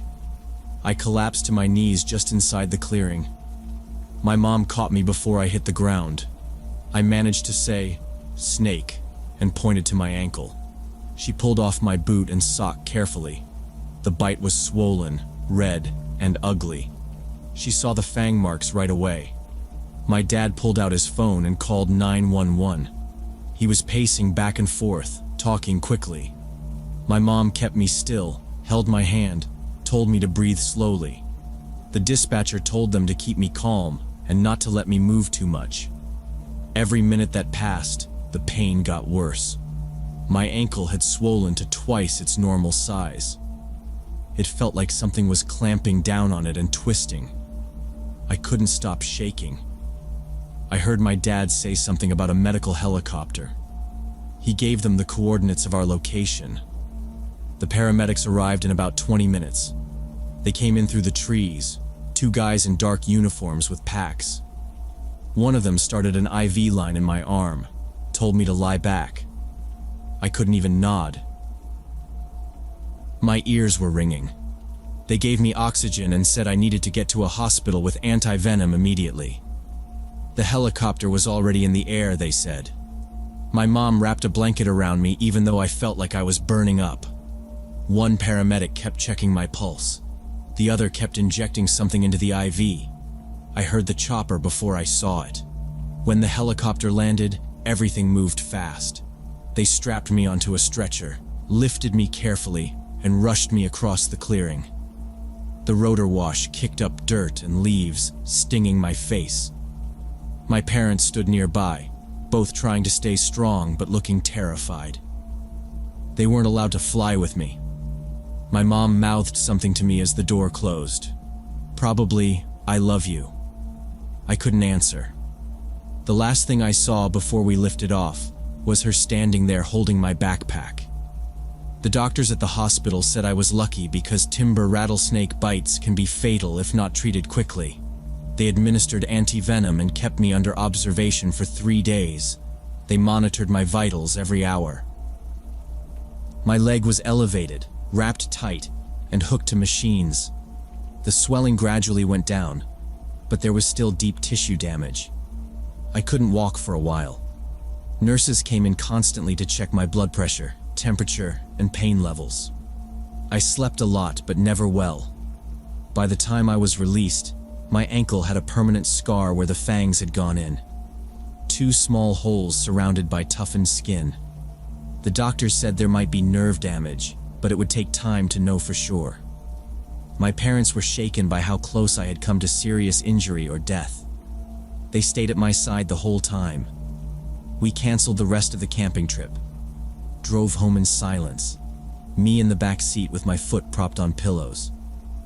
The doctor explained that rattlesnakes are common in the Appalachian Mountains, especially during warmer months. He said hikers should always wear proper boots and never walk through leaves or brush without checking. I thought I had done everything right, but I missed one step. I learned that even familiar trails can hide dangerous wildlife, and I never hike alone in snake country anymore. Now I always check where I put my feet. That trip changed how I see the outdoors. I still hike, still collect rocks, but I'm always watching the ground, always listening for that sound.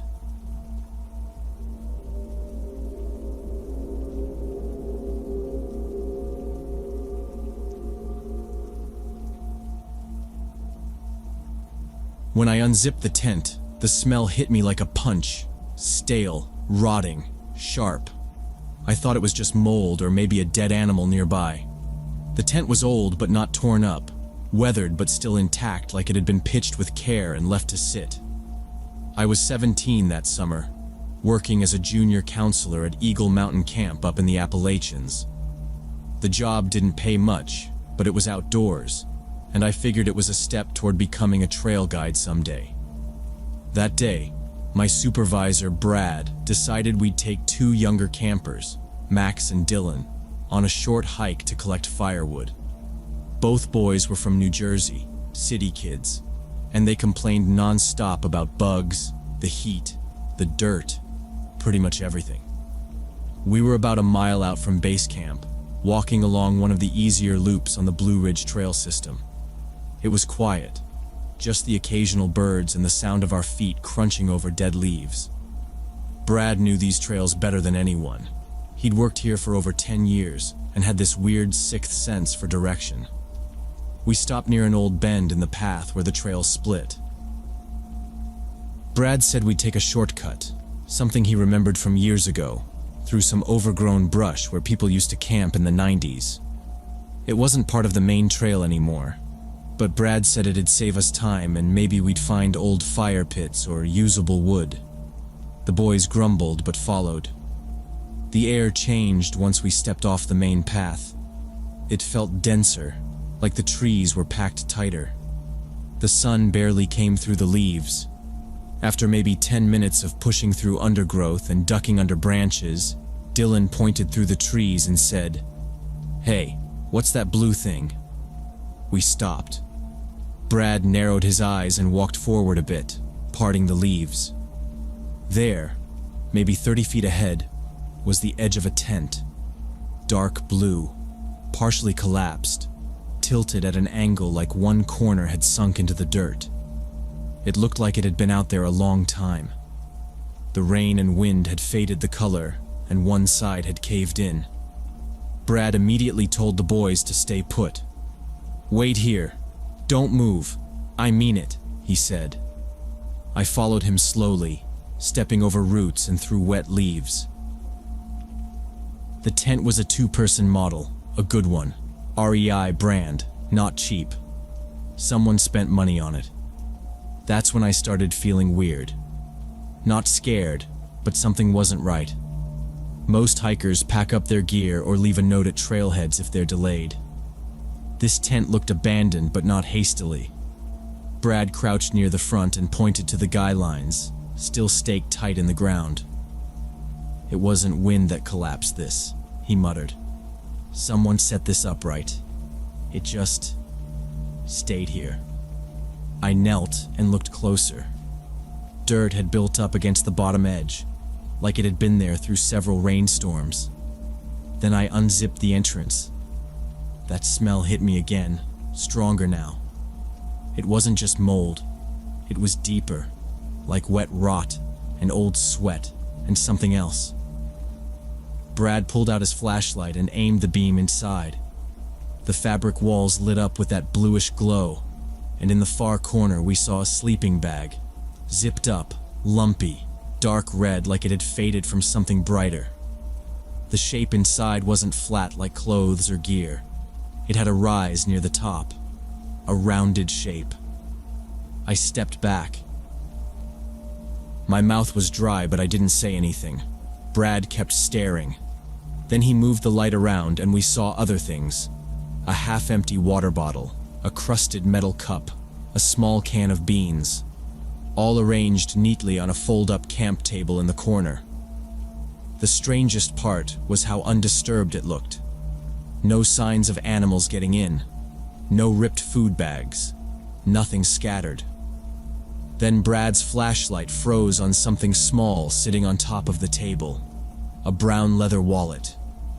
He didn't touch it at first, just looked at it like he was trying to figure out if it was real. After a second, he reached in, careful not to brush the bag. He grabbed the wallet and opened it. There was an ID inside. I couldn't see the name, but I saw the photo. A man, maybe early 30s, black hair, slight beard. The kind of face you wouldn't remember unless someone pointed it out in a missing person flyer. Brad stared at the ID, then looked back at the sleeping bag. He didn't say a word. I think we both knew what we were looking at now, but neither of us said it out loud. The ID inside belonged to Marcus Chen. Brad showed it to one of the rangers when they arrived, and the guy's face tightened like he recognized the name. Turns out Marcus had been reported missing 3 months earlier. He was a solo hiker, experienced, mid-30s, known for going off-grid for long periods, but always checking back in eventually. This time, he hadn't. Brad had called the ranger station right after we found the wallet. He used the camp's satellite phone and kept his voice low, calm. I stayed with the kids and told them we were taking a long break, trying to keep them busy collecting dry sticks while we waited. They didn't see inside the tent. I made sure of that. An hour later, 3 rangers hiked up with gear and a stretcher.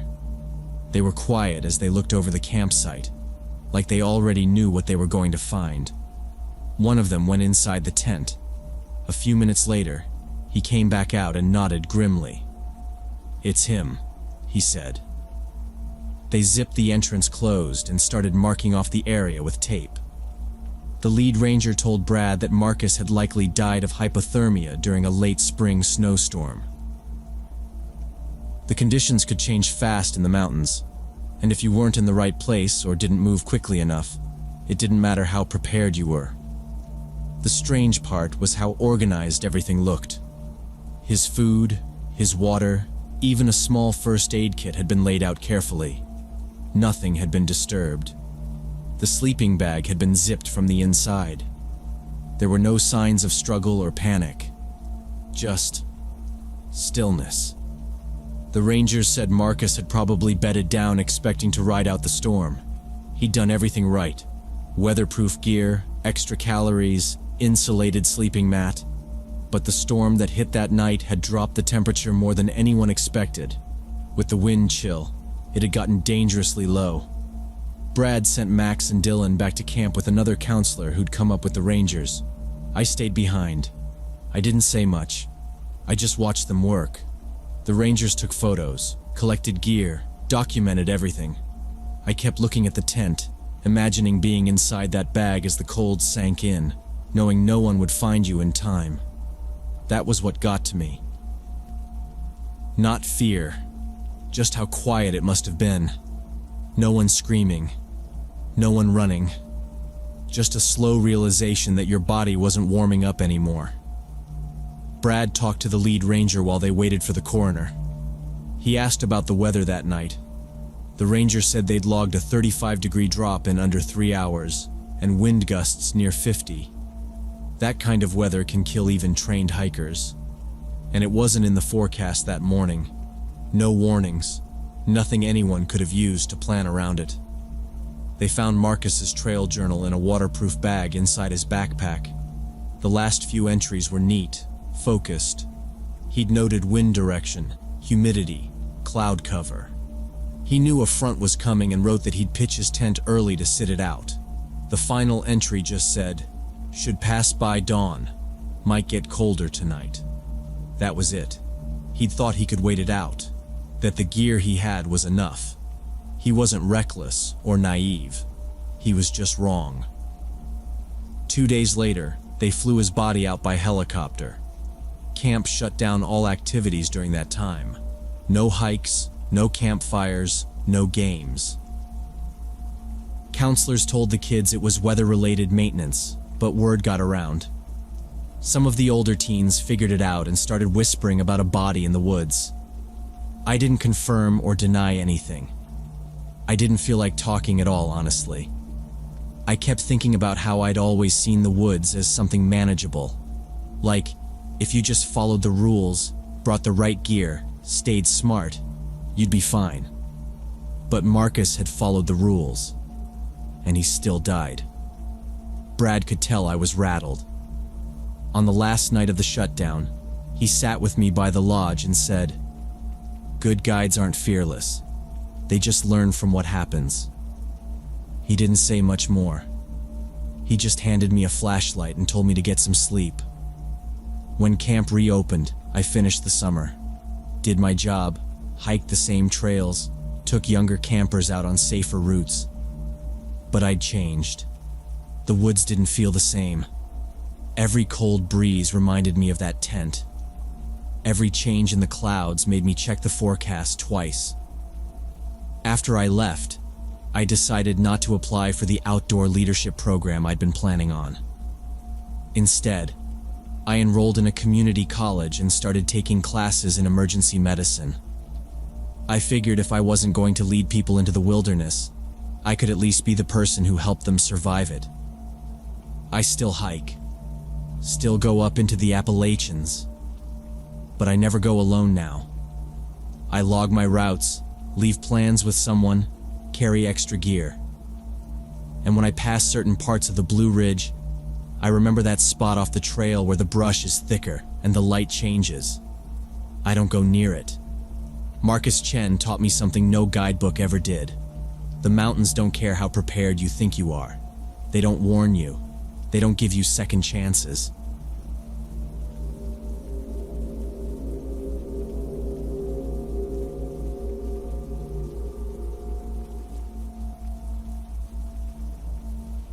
The weirdest sleepover I ever had started with Olivia saying, "I have a story about my grandmother that'll make you not want to sleep tonight." We were in Grace's room, sitting in a circle on the floor, wrapped in sleeping bags, half-empty soda cans beside us. It was 2003, I was 14, and Grace and I had done 100 sleepovers like this one. But this was the first time Olivia joined. She had just moved to our school that semester, and she was quiet, kind of stiff, not like the rest of our loud, nosy group. Grace invited her last minute, said she felt bad that Olivia always sat alone during lunch. That night, we were doing our usual ghost story routine.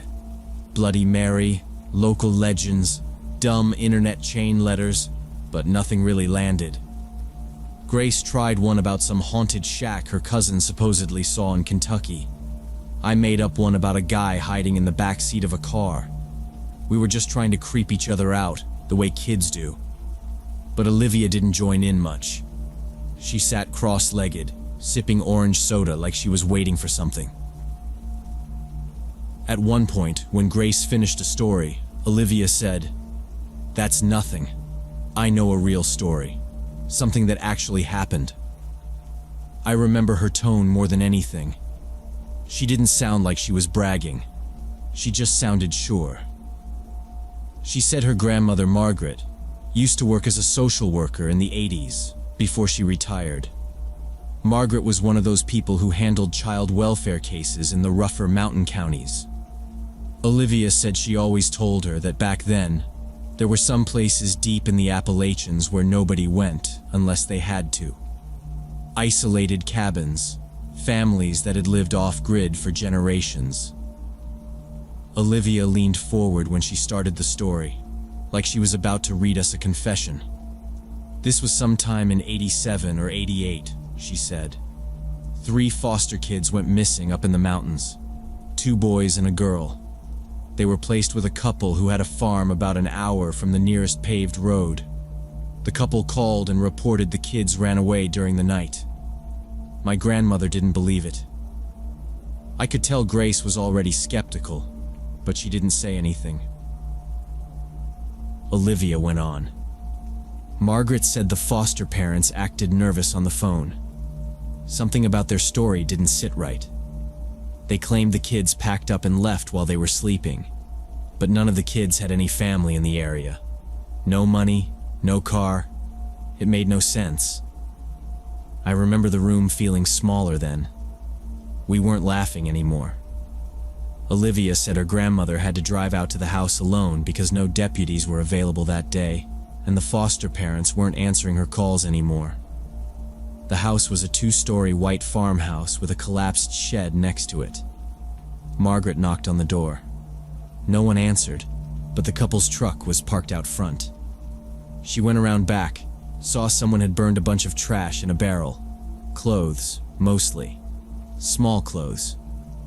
Margaret broke in, Olivia said, like it was no big deal.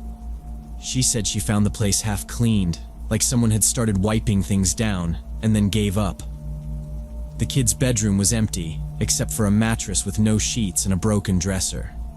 She looked all over the house but didn't find anything. She was about to leave when she noticed a trail of something, mud maybe, leading out to the old barn behind the shed. I was staring at Olivia then, waiting for the twist. But she wasn't rushing. She described how Margaret followed the trail to the barn and found the padlock hanging open, door slightly ajar. Inside, there were tools, hay bales, and something covered with a tarp in the far corner. Olivia said Margaret pulled it off and saw 3 small bodies laid side by side. She said they were wrapped in shower curtains, Olivia said. One of them still had duct tape around his wrists. Grace muttered, "No way." But Olivia just looked at her. "She called the sheriff after that," she said. "They arrested the foster parents later that night. Turns out they'd been collecting checks for 5 months after the kids were already dead. Every time the caseworker called, they made excuses about how the kids were visiting relatives or weren't home." Grace was shaking her head. "That sounds like a movie," she said. "That can't be real." Olivia didn't blink. "My grandmother had nightmares about it for years. I heard her talking in her sleep once. She said their eyes were open." We sat there quiet for a long time after that. Grace finally grabbed another soda, not saying much. Olivia laid back on her sleeping bag and stared at the ceiling. Grace and I whispered about how the story had to be fake. It was too detailed, too awful. We figured Olivia was just trying to impress us, but neither of us could come up with a reason why she'd make up something like that, or how she got all those specific details. 8 years later, during my junior year at college, I was sitting in a class about child protection failures. The professor was going over a case from the 1990s, talking about how agencies sometimes missed signs of neglect for years. It brought Olivia's story back to me, almost like it had been waiting in the back of my mind for the right moment. I hadn't thought about that night in a long time, but suddenly I remembered every word she'd said. The white farmhouse, the trash barrel, the tarp in the barn. I wanted to know if she'd just told us a story, or if it had really happened.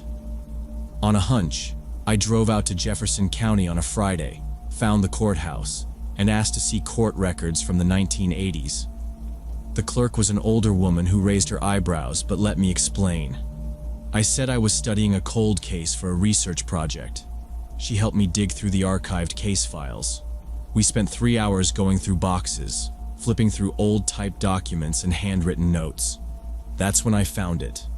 A file from 1983, marked State versus Robert and Linda Sawyer, Criminal Negligence, Child Endangerment.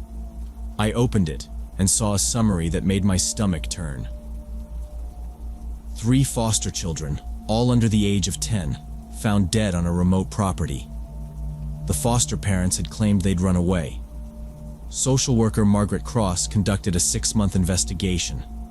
Her report described exactly what Olivia had told us.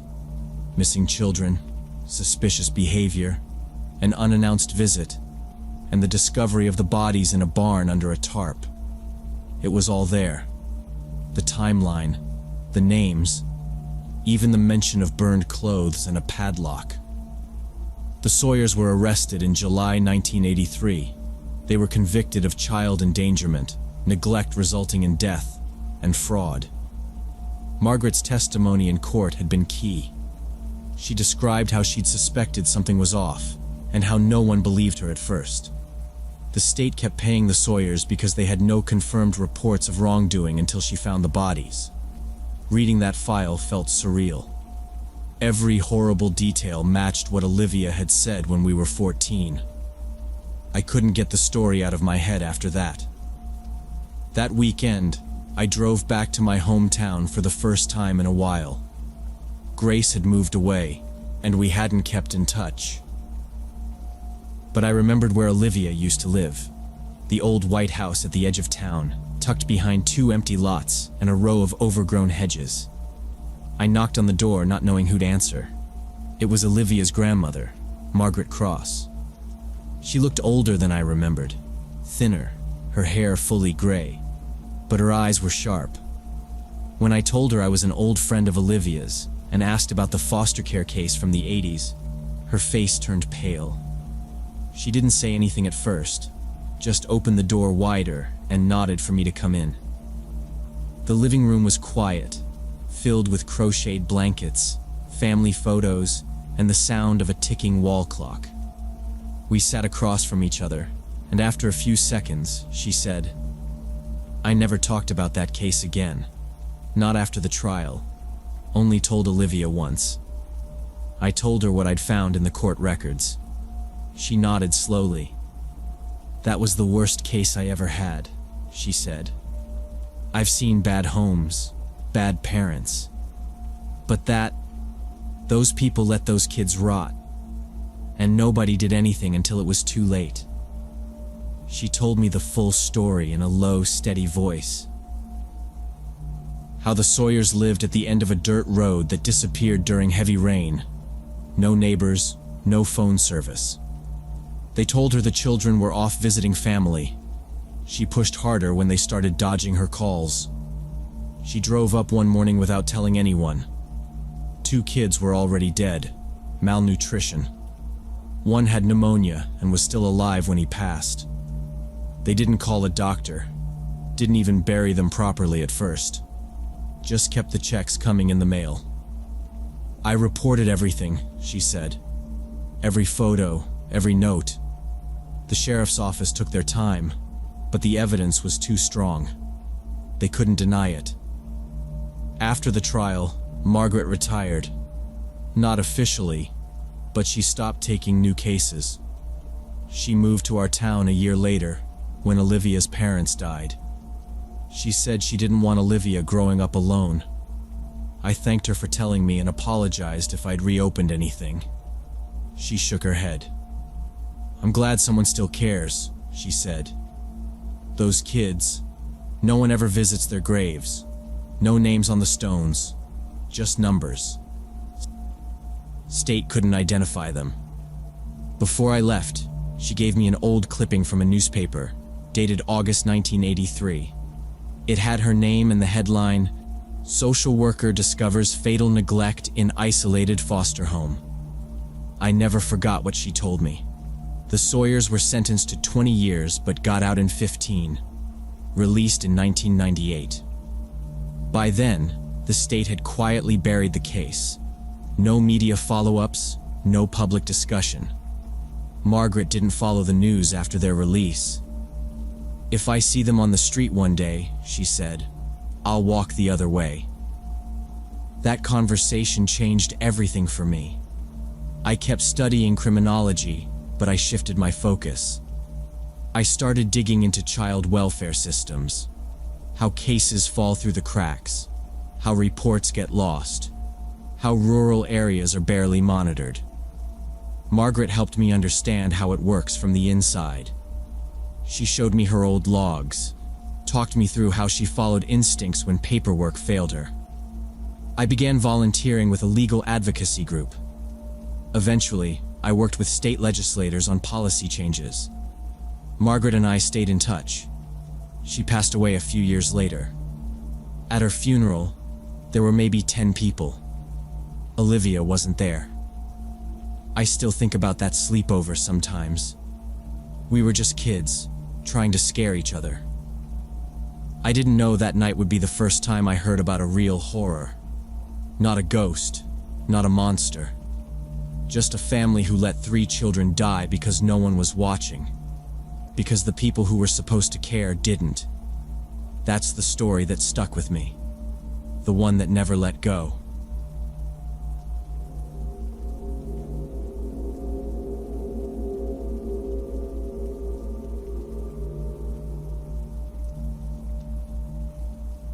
So when I was 15 in 2009, I worked as a lifeguard at a summer camp on Crystal Point Lake in the foothills of the Appalachians. The camp wasn't anything fancy, just some wooden cabins, a mess hall, a main lodge, and the lake itself. I'd grown up in that part of the state, and swimming in lakes like that was something I'd been doing since I was a kid. So even though I was on the younger side for a lifeguard, I had all the certifications and knew how to handle myself in the water. The camp hosted regular kids from the city during the summer, but they also had this deal with a juvenile rehab center a few towns over. Every few weeks, a group of teens from the center would come in for a week of outdoor therapy, which usually meant hiking, canoeing, crafts, and swimming. They kept them separate from the regular campers most of the time. The staff was told to treat them like any other kids, but it was clear some of them had a rougher background. Most days were pretty routine. I'd grab my whistle, radio, and first aid pack, and spend hours standing on the dock or sitting in the lifeguard chair, watching over the designated swim area. We had ropes marking off the shallow section, and a floating dock for stronger swimmers about 20 yards out. The lake was fed by mountain springs, so even on the hottest days, the water stayed cold, usually around 60 degrees. That helped keep kids from venturing too far for too long. It was a quiet place. No motorboats were allowed, and the woods that surrounded the lake made it feel like the camp was tucked away from the rest of the world. Every once in a while, someone would get stung by a bee or twist an ankle on a trail, but there wasn't much real excitement. That changed one day in July. The morning had been the same as any other. Roll call, breakfast, activities. Around 2 p.m. during free swim, we had kids in the water, a couple of counselors sitting on shore, and everything looked normal. I was doing my usual scan of the lake surface when one of the counselors from the rehab group came running up the dock toward me, his face pale and voice shaking. "She's gone. Amy's gone. She was just in the water. Now she's gone." Immediately, my stomach dropped. We had strict rules. Each group had a buddy system and had to do check-ins every 15 minutes. I grabbed my radio and called it in while keeping my eyes on the lake. The protocol was clear. If a child was unaccounted for near the water, we assumed drowning unless proven otherwise. I yelled to the other lifeguard and we cleared the water. Counselors began calling names, checking cabins, bathrooms, trails, everything. I grabbed my fins and mask and dove straight into the deep section past the floating dock. We'd done drills for this. Systematic search, zigzag pattern, stay low, stay calm. The lake floor dropped off fast. About 10 feet from the shore, it sloped down into a deeper basin. Visibility was maybe 6 feet in any direction. Murky, green-brown water with plant matter drifting slowly by. I made a few passes, checking near rocks and the lakebed edges. Nothing. I went farther out, near a section where old trees had fallen into the water. The trunks were thick and waterlogged, and the limbs reached out like fingers. I angled my body down toward a deeper crevice that was shaded and still. I'd passed it earlier and noticed something strange out of the corner of my eye. Now I looked closer. There was a shape down there, wedged between a log and the silt-covered lake floor. It wasn't moving. At first, I thought it might be a mannequin or a prank, some training dummy that had come loose. But as I got closer, I saw that it wasn't. It was human-shaped, wrapped in what looked like heavy-duty plastic sheeting, almost like the kind you use for construction or painting. The plastic was clouded with dirt and algae, but I could make out what looked like a shoulder and the outline of a head. A rope was wound tightly around the body, several loops, tied crudely but firmly. Attached to the rope was a large rectangular block, looked like concrete, with bits of rebar sticking out. It was holding the whole thing down. My heartbeat thudded in my ears, not just from the cold, but from the sudden spike of adrenaline. I couldn't see the face. I didn't know if it was Amy. I didn't even know if it was a girl. The plastic had slits in it, probably from wear or underwater debris. Weeds had started growing around the ropes, and some strands were wrapped around the rebar. It hadn't just been dumped there recently.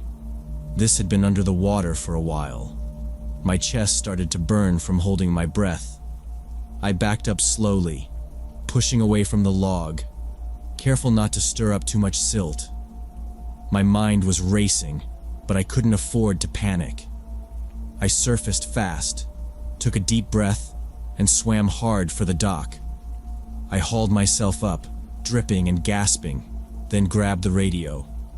My hand was shaking as I clicked the button. I dove back down immediately to get a better look and confirm what I'd found. I didn't take a breath long enough this time, so my descent was rushed, sloppy. The water got colder the deeper I went, and I forced myself to slow down so I wouldn't miss the spot. When I got close again, I saw the same bundle. The algae and lake muck had almost formed a film over parts of the plastic.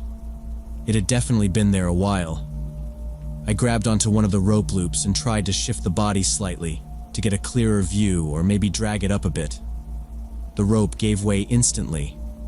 It didn't even resist, just snapped, like a dry twig. The sudden release made me jolt backward, and the bundle slipped free of the log it had been resting against. It dropped down into a deeper depression in the lake bed, stirring up a thick cloud of silt that swallowed it whole. Within seconds, I couldn't see a thing. Not the body, not the log, not even my own hands. I kicked hard toward the surface, broke through, and shouted as soon as I caught my breath. I swam back to shore as fast as I could, yelling for the head counselor and the camp director. My voice cracked from the cold and the panic. They came running, confused, asking if I'd found Amy. "I found a body," I gasped, doubling over on the dock. Wrapped in plastic, weighted down. The camp director's face tightened. He looked at me like I'd spoken a different language. Just then, another counselor ran up from the craft cabin, breathless and waving his arms. "She's fine," he called out. "Amy's here. She's been here the whole time." Apparently, she'd lost track of time working on some stupid papier-mâché project. No one had thought to check there right away. The panic had been for nothing. Or so they thought. I tried explaining again, slower this time, about what I saw underwater. I described the ropes, the block, the shape of the body. The director's expression changed from alarm to irritation. "It was probably an old trash bag or something," he said. "You sure you're not just spooked because you thought a kid drowned?"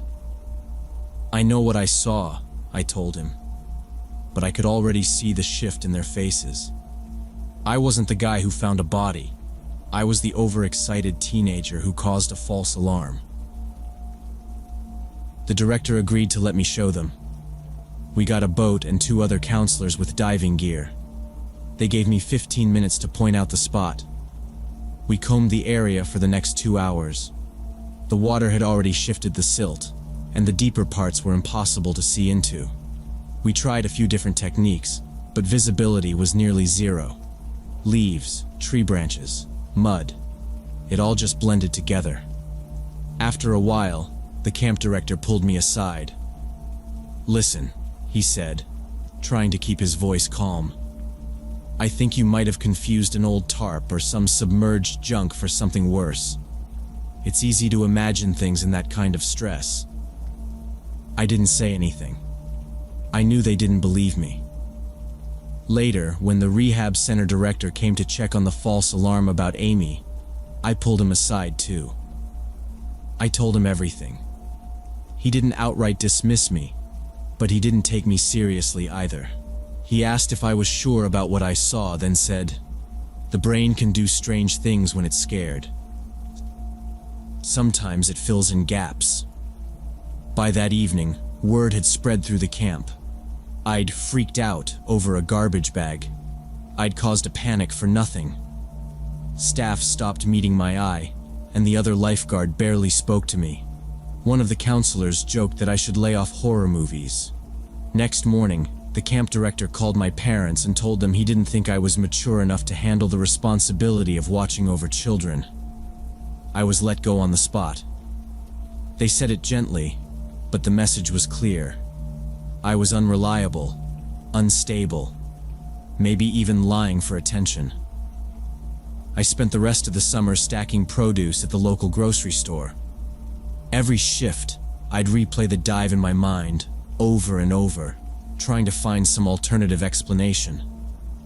Maybe it really had been trash. Maybe the plastic just looked like a person.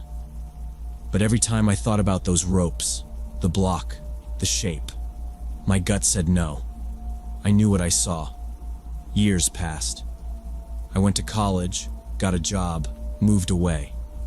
Life went on. But I never forgot Crystal Point Lake. I never swam in a lake again either. 15 years later, in the summer of 2024, the region had its worst drought in decades. The lake level at Crystal Point dropped more than 12 feet. Locals started posting pictures of old docks, tires, and other junk surfacing for the first time in a generation. It made the local news. A group of scuba divers went out to explore some of the newly exposed lake bed. Within a week, they found something, and then another, and another. By the time they were done, authorities had recovered the remains of 11 children. Each one had been wrapped in plastic and weighted down with concrete blocks. The discovery shut down the camp for good. The investigation moved fast. William Park, who'd run the juvenile rehab center for over a decade, was arrested. Turns out, from 1990 to 2005, he'd been systematically murdering children he deemed too problematic. When kids went missing on camping trips, he filed them as runaways. They kept collecting state funding for kids who were already dead. He wasn't working alone. 3 of his longtime staffers were arrested too. All of them had worked those summer trips. All of them had been to Crystal Point Lake. When the news broke, I reached out to the authorities. They brought me in to testify. My statement from 2009 helped them establish a timeline. How long the bodies had been down there, who had access, and when. They believed me this time. Park was convicted on multiple counts of first-degree murder. I sat in the courtroom while the families cried. I don't feel vindicated, just sad. Sad that it took that long for the truth to come out. Sad that nobody listened back then. I was just a kid who knew what he saw at the bottom of a cold, silent lake.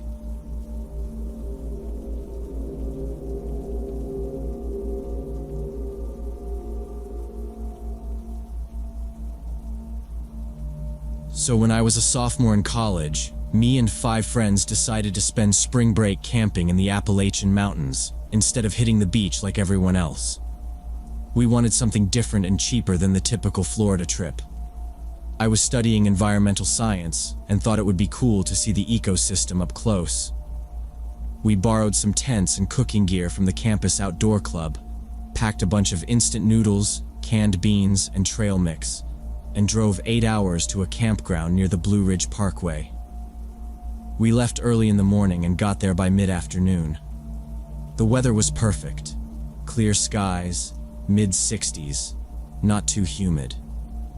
The first day we hiked about 6 miles to a backcountry site where we could camp for free. The trail was steep in places, but the views were amazing.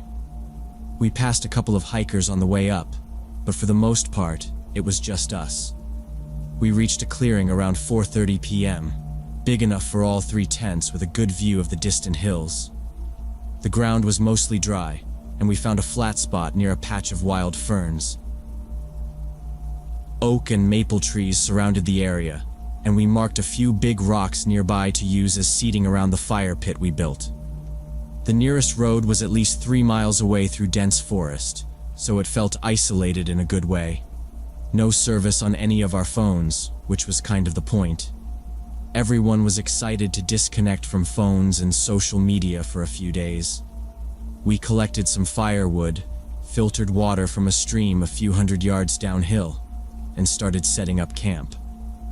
My friend Ben tried to hang a bear bag, but couldn't get the rope over the branch, so we helped him with that.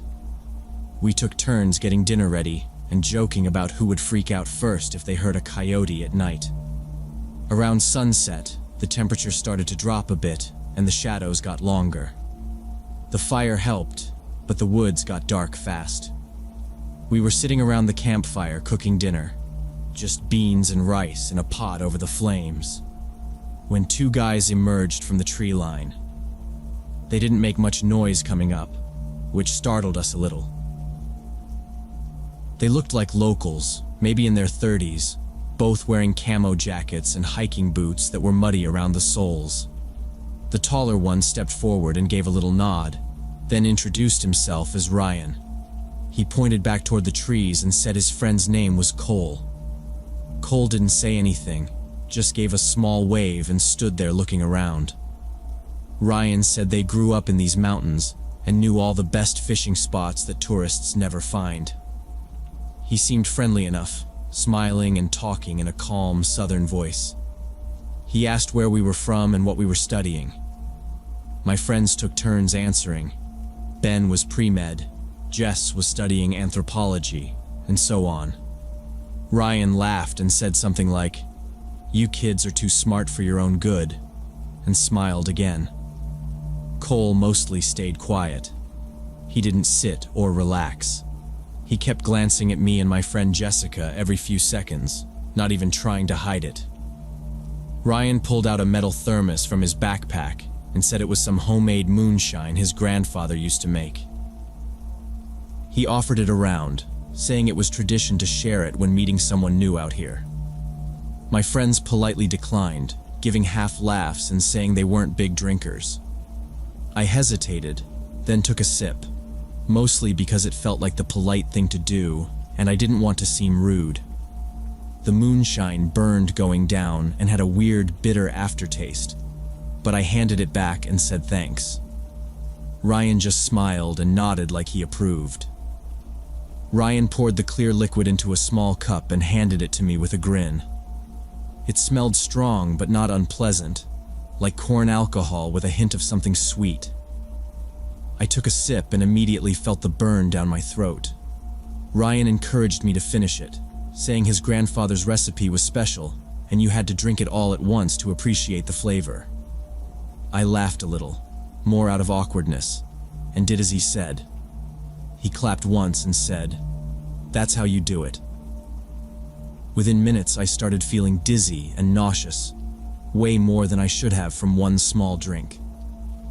My vision began to blur, and I had trouble focusing on the conversation.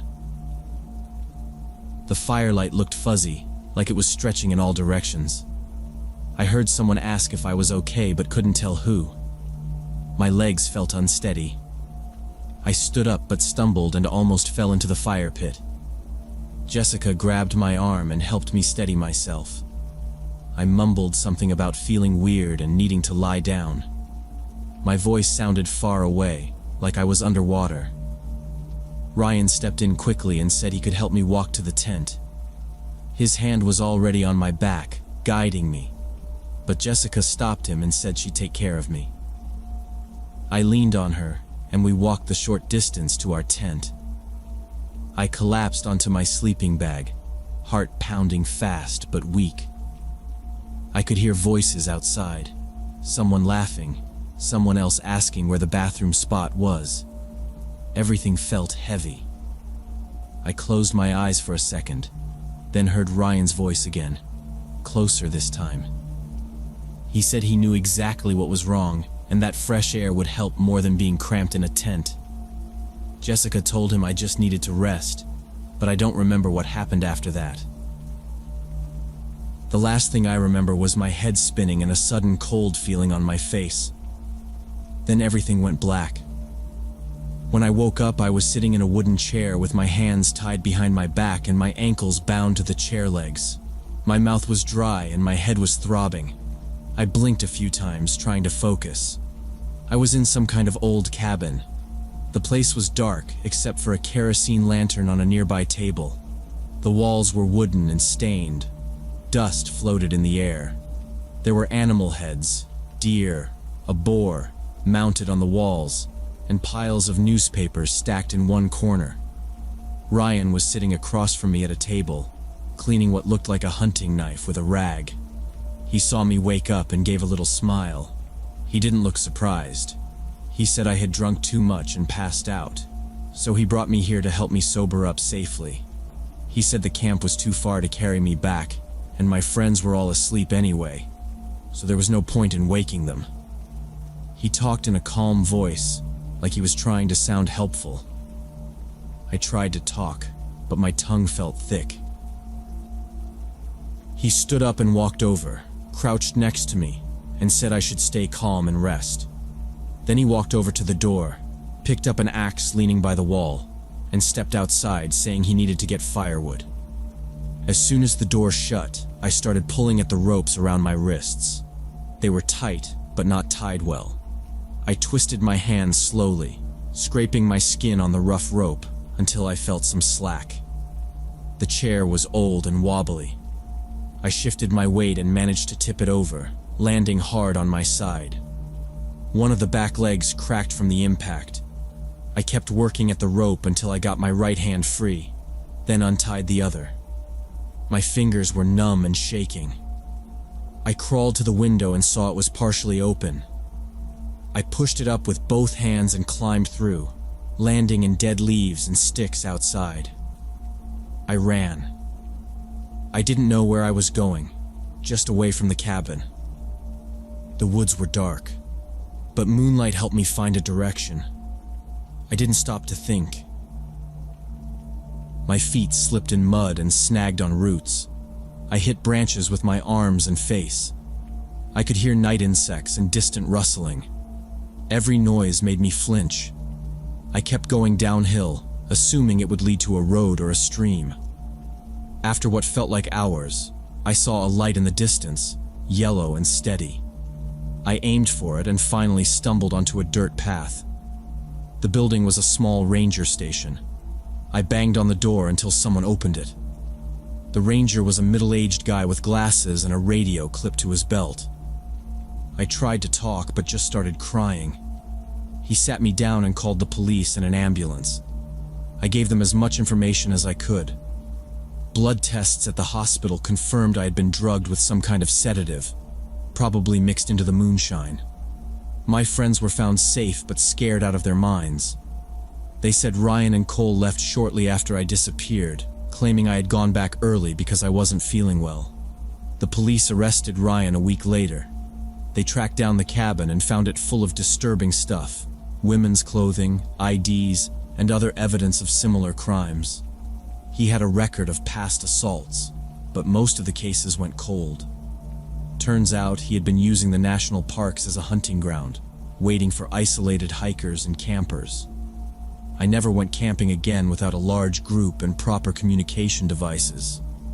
And I never accepted drinks from strangers, no matter how friendly they seemed.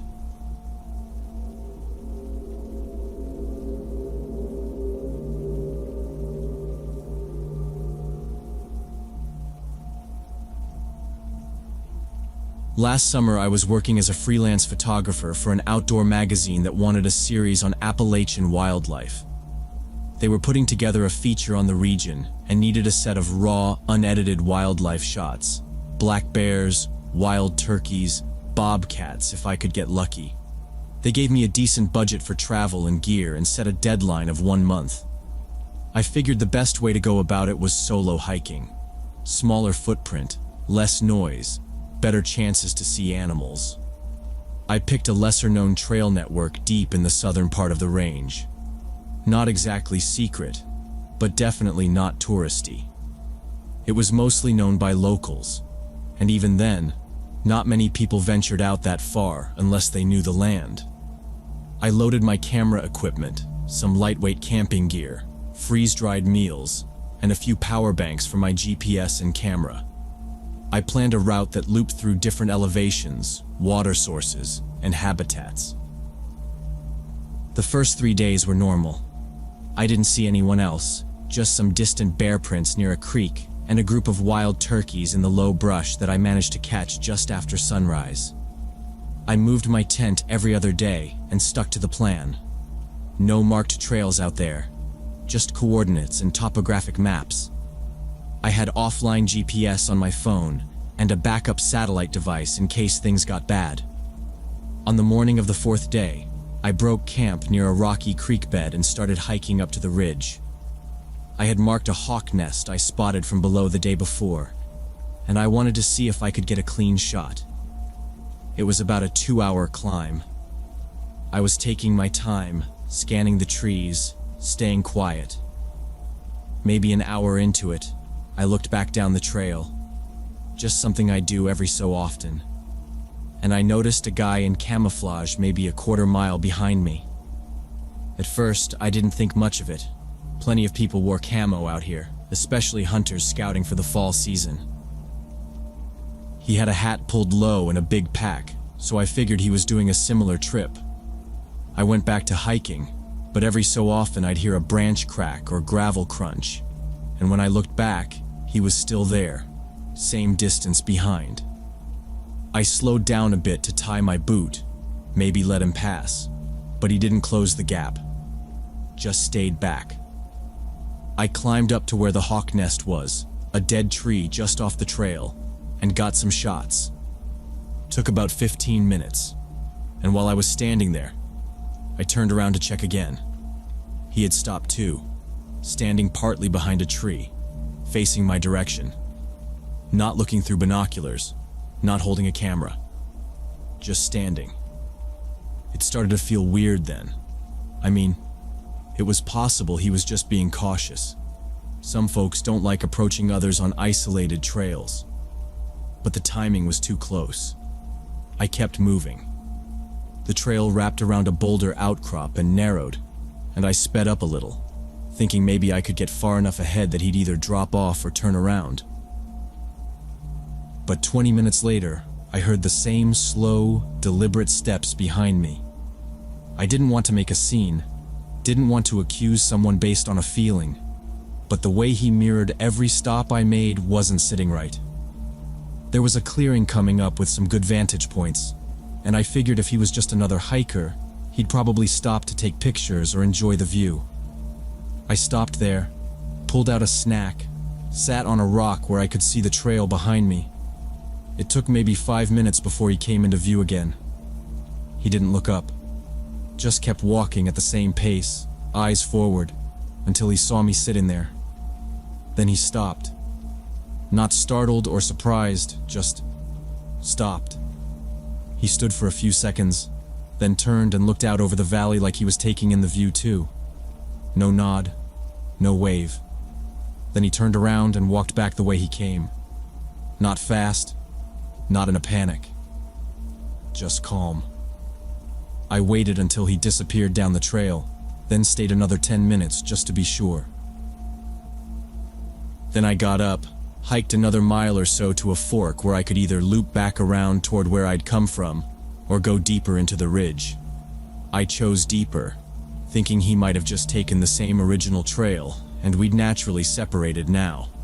But an hour later, while climbing over a downed log across the trail, I spotted a footprint in the mud ahead of me. Same heavy tread pattern I'd seen earlier, same boot size. I decided to test whether he was actually following me. There was a barely visible side trail about 100 yards ahead, one I had marked earlier as leading down to a mountain stream. It wasn't a route someone would accidentally take. It was narrow, overgrown, and not marked on any regular maps. I turned onto it without looking back and moved quickly down the slope, listening carefully. The trail dropped into a gully with dense ferns and moss-covered rocks. I kept walking until I reached the stream, then crouched by the water, pretending to filter some from my bottle. My camera bag was still strapped to my back. After about 10 minutes, I heard soft footsteps on the gravel behind me. I didn't turn around right away, just shifted slightly so I could see in my peripheral vision. He was there, 50 yards back, standing half behind a thick oak tree. I could see part of his shoulder and face as he leaned out every few seconds to watch me. He wasn't pretending to do anything else, just watching. I stood up slowly and waved. "You all right back there?" I called out, trying to keep my voice steady. He didn't answer. Instead, he pulled back behind the tree, completely out of view. I waited, thinking maybe he was just startled or shy. "I've got a map if you're lost," I said louder. Still nothing. No movement, no reply. I stood there for another minute, then slowly packed up my water gear, not taking my eyes off the tree. My heart was pounding, but I tried to stay calm. I didn't want to escalate anything if it was just some confused guy. But something about the way he'd followed me off a random trail, then hid when I spoke, that wasn't normal behavior. I clipped my bottle back onto my pack and started walking again, this time heading further down the side trail. I didn't want to go back toward him. The path was rough and narrow, more animal track than trail. I kept my steps quick but quiet. Not even 5 minutes later, I heard him again. He'd stepped out from behind the oak and was following. I stopped and turned around. He wasn't trying to hide now. He was walking directly toward me, slowly but deliberately. The trail was narrow and he moved in a straight line, shoulders squared. His face was partially covered by a long beard and the brim of a dirty baseball cap. But I could see his eyes. Focused. Intense. In his right hand, down by his leg, he held something, long and silver. A knife or some kind of multi-tool. I couldn't tell which. "What do you want?" I called out again, louder. He didn't say anything, just kept walking. Same pace. Same direct line. I took a step back and swung my camera bag around, yanking it open to check if I had anything I could use. Nothing useful, just gear and batteries. I turned and started jogging. The trail twisted sharply, and I had to jump over a fallen branch and duck under some vines. Behind me, I heard his footsteps pick up. Not walking anymore, running. Branches snapping, leaves crunching. I didn't look back. I just ran. I knew from the map that the nearest ranger station was about 3 miles southeast. Not close, but reachable. I made the decision fast, drop weight or get caught. I swung off my camera bag and let it fall behind me, then picked up speed. The pack had been heavy, and without it I could move faster, but the trail was rough. I kept slipping on wet leaves, branches grabbing at my clothes. For the first mile I could still hear him behind me, crashing through the brush. Never yelling, never calling out, just chasing. Then the sound started to fade. Either he gave up, or he got lost in the dense growth. I didn't slow down. I didn't stop. The final half mile was the worst. I started to cramp, and my legs felt like rubber, but I kept going. Finally, I saw the edge of a gravel service road and the green roof of the ranger station through the trees. I stumbled up to the porch and banged on the door until someone opened it. I barely got the words out. "Someone's following me. He's got a knife. He was hiding. He chased me." They brought me inside, gave me water, and called in the county sheriff and a couple park rangers. After I described what happened, they organized a search team. I pointed out where I'd last seen him and where I dropped my gear. It took them 2 days to find him. He was camped in a makeshift shelter deeper in the forest, off any trail. Old tarp, rope strung between trees, gear that looked like it had been scavenged from hikers over time. He didn't resist when they found him, just sat there quietly. Turns out he was a homeless veteran. Severe untreated mental illness. He'd been living in the woods for months, avoiding people. Told the police that hikers were invading his territory. Said he had to defend his home. He wasn't trying to rob me. He thought I was a threat. They took him into custody, got him medical help. Last I heard, he was placed into a long-term care facility through a state program. I got my camera bag back, muddy, but nothing missing. After that, I never hiked solo again, especially not off marked trails.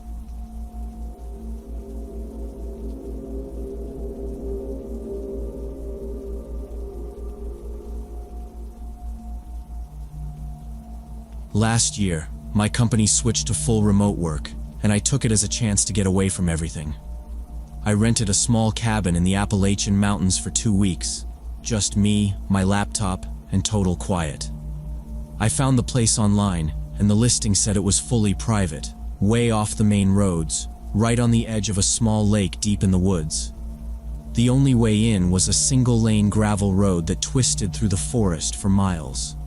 No neighbors, no distractions. The cabin itself was basic, but had what I needed. Solar power backup, satellite internet, and just enough space to work. There was a small kitchen, 1 bedroom, and an office space with a desk facing a big window that overlooked the lake. I packed enough food and supplies for the entire stay because driving back to town would take over an hour. That was part of the appeal, honestly. I needed to finish a big project that required deep focus, and this place was perfect for that.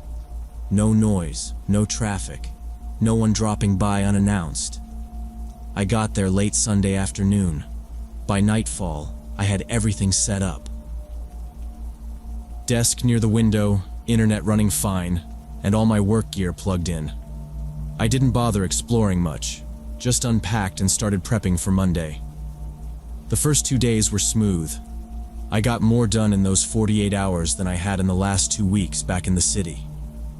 I had a routine. Wake up early, make coffee, start coding. Around lunchtime, I'd take a walk around the lake, stretch my legs, eat something, then get back to work until dinner. The quiet helped. Just wind through the trees, the occasional bird, and the soft sound of water lapping at the shore. No cars, no voices.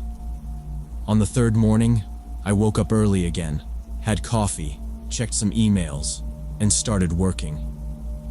Around 11 a.m., I looked up from my laptop and saw a small fishing boat across the lake. That wasn't unusual. There were fish in the lake, and maybe the property wasn't as private as the listing claimed. The boat was far enough that I couldn't see the person clearly at first, just the outline of someone sitting still in the back half of the boat. It looked like they were holding a fishing rod. By lunchtime, I was still working, but every now and then I'd glance out the window. The boat hadn't moved much. That struck me as odd, because the lake had a natural current.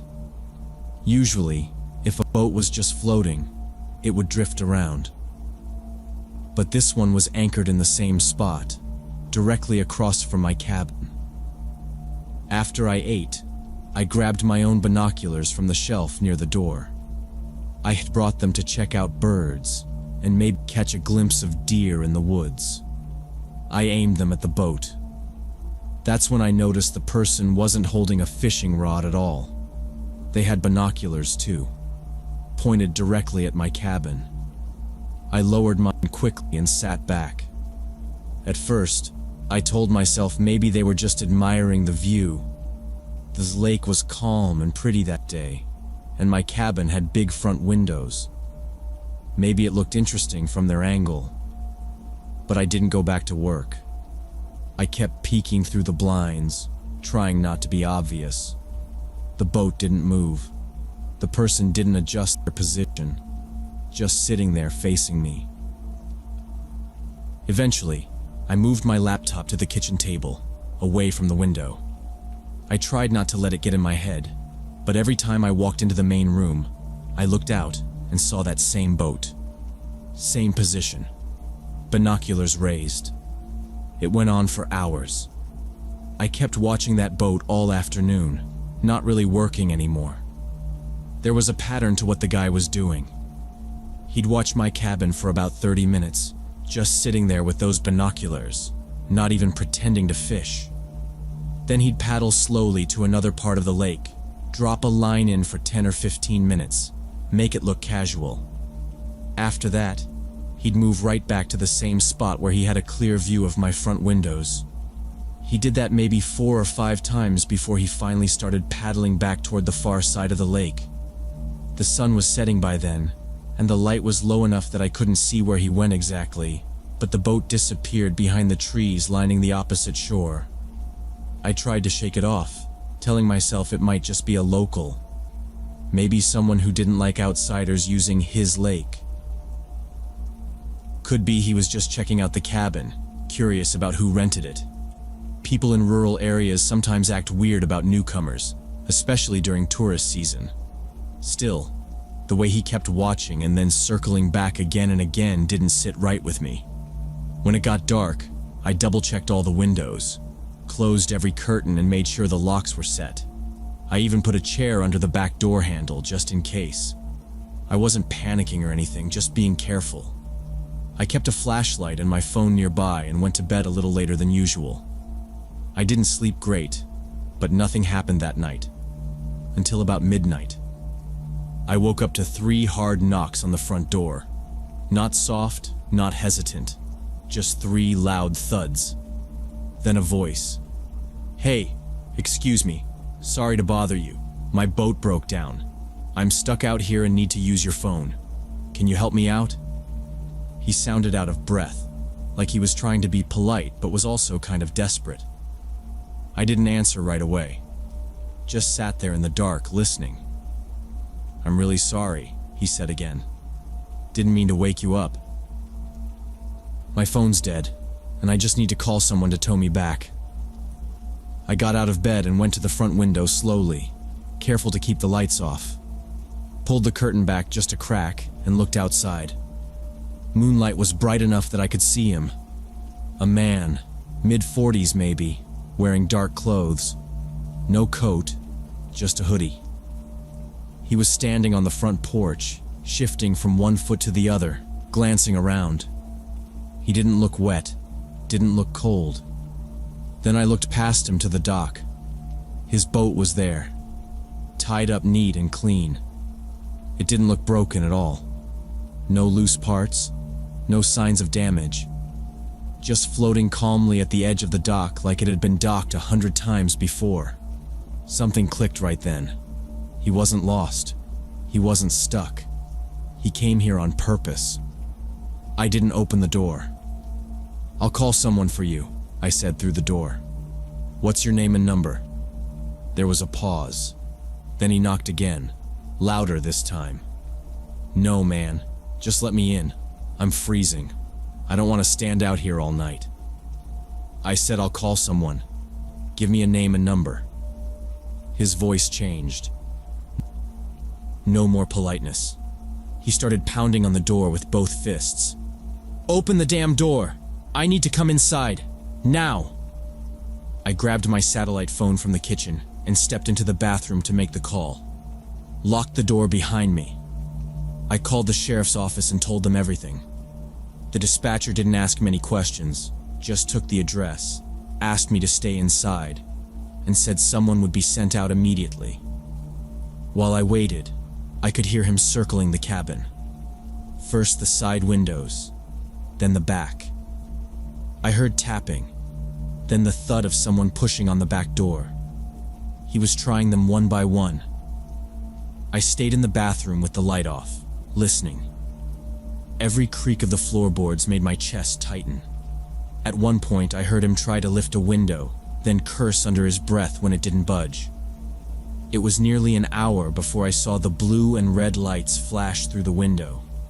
2 sheriff's deputies pulled up in a marked SUV, shining their lights toward the dock and around the side of the cabin. I unlocked the door and let them in. They found him crouched behind a pile of firewood near the side of the cabin, trying to stay out of view. He didn't run. They got him in cuffs without much of a struggle. Turns out the guy wasn't some stranded fisherman. He was a known burglar who had been targeting remote vacation cabins across 3 counties. He'd watched them for days, learning the renters' habits. Then he'd show up late at night pretending to need help. Boat problems, car trouble, whatever excuse sounded convincing enough to get someone to open the door. He'd robbed at least 6 other cabins using the same method, sometimes stealing everything inside while the renters slept, other times confronting them directly if they let him in. The deputies said I was lucky, really lucky. They found tools in his boat, lockpicks, a pry bar, duct tape. It wasn't going to be a simple robbery. I finished the work project later that week, but I packed up 2 days early, drove back to the city, and haven't been back to a remote rental since. Now, if I go anywhere for work, I make sure there are other houses nearby. Neighbors. People who might hear if something goes wrong.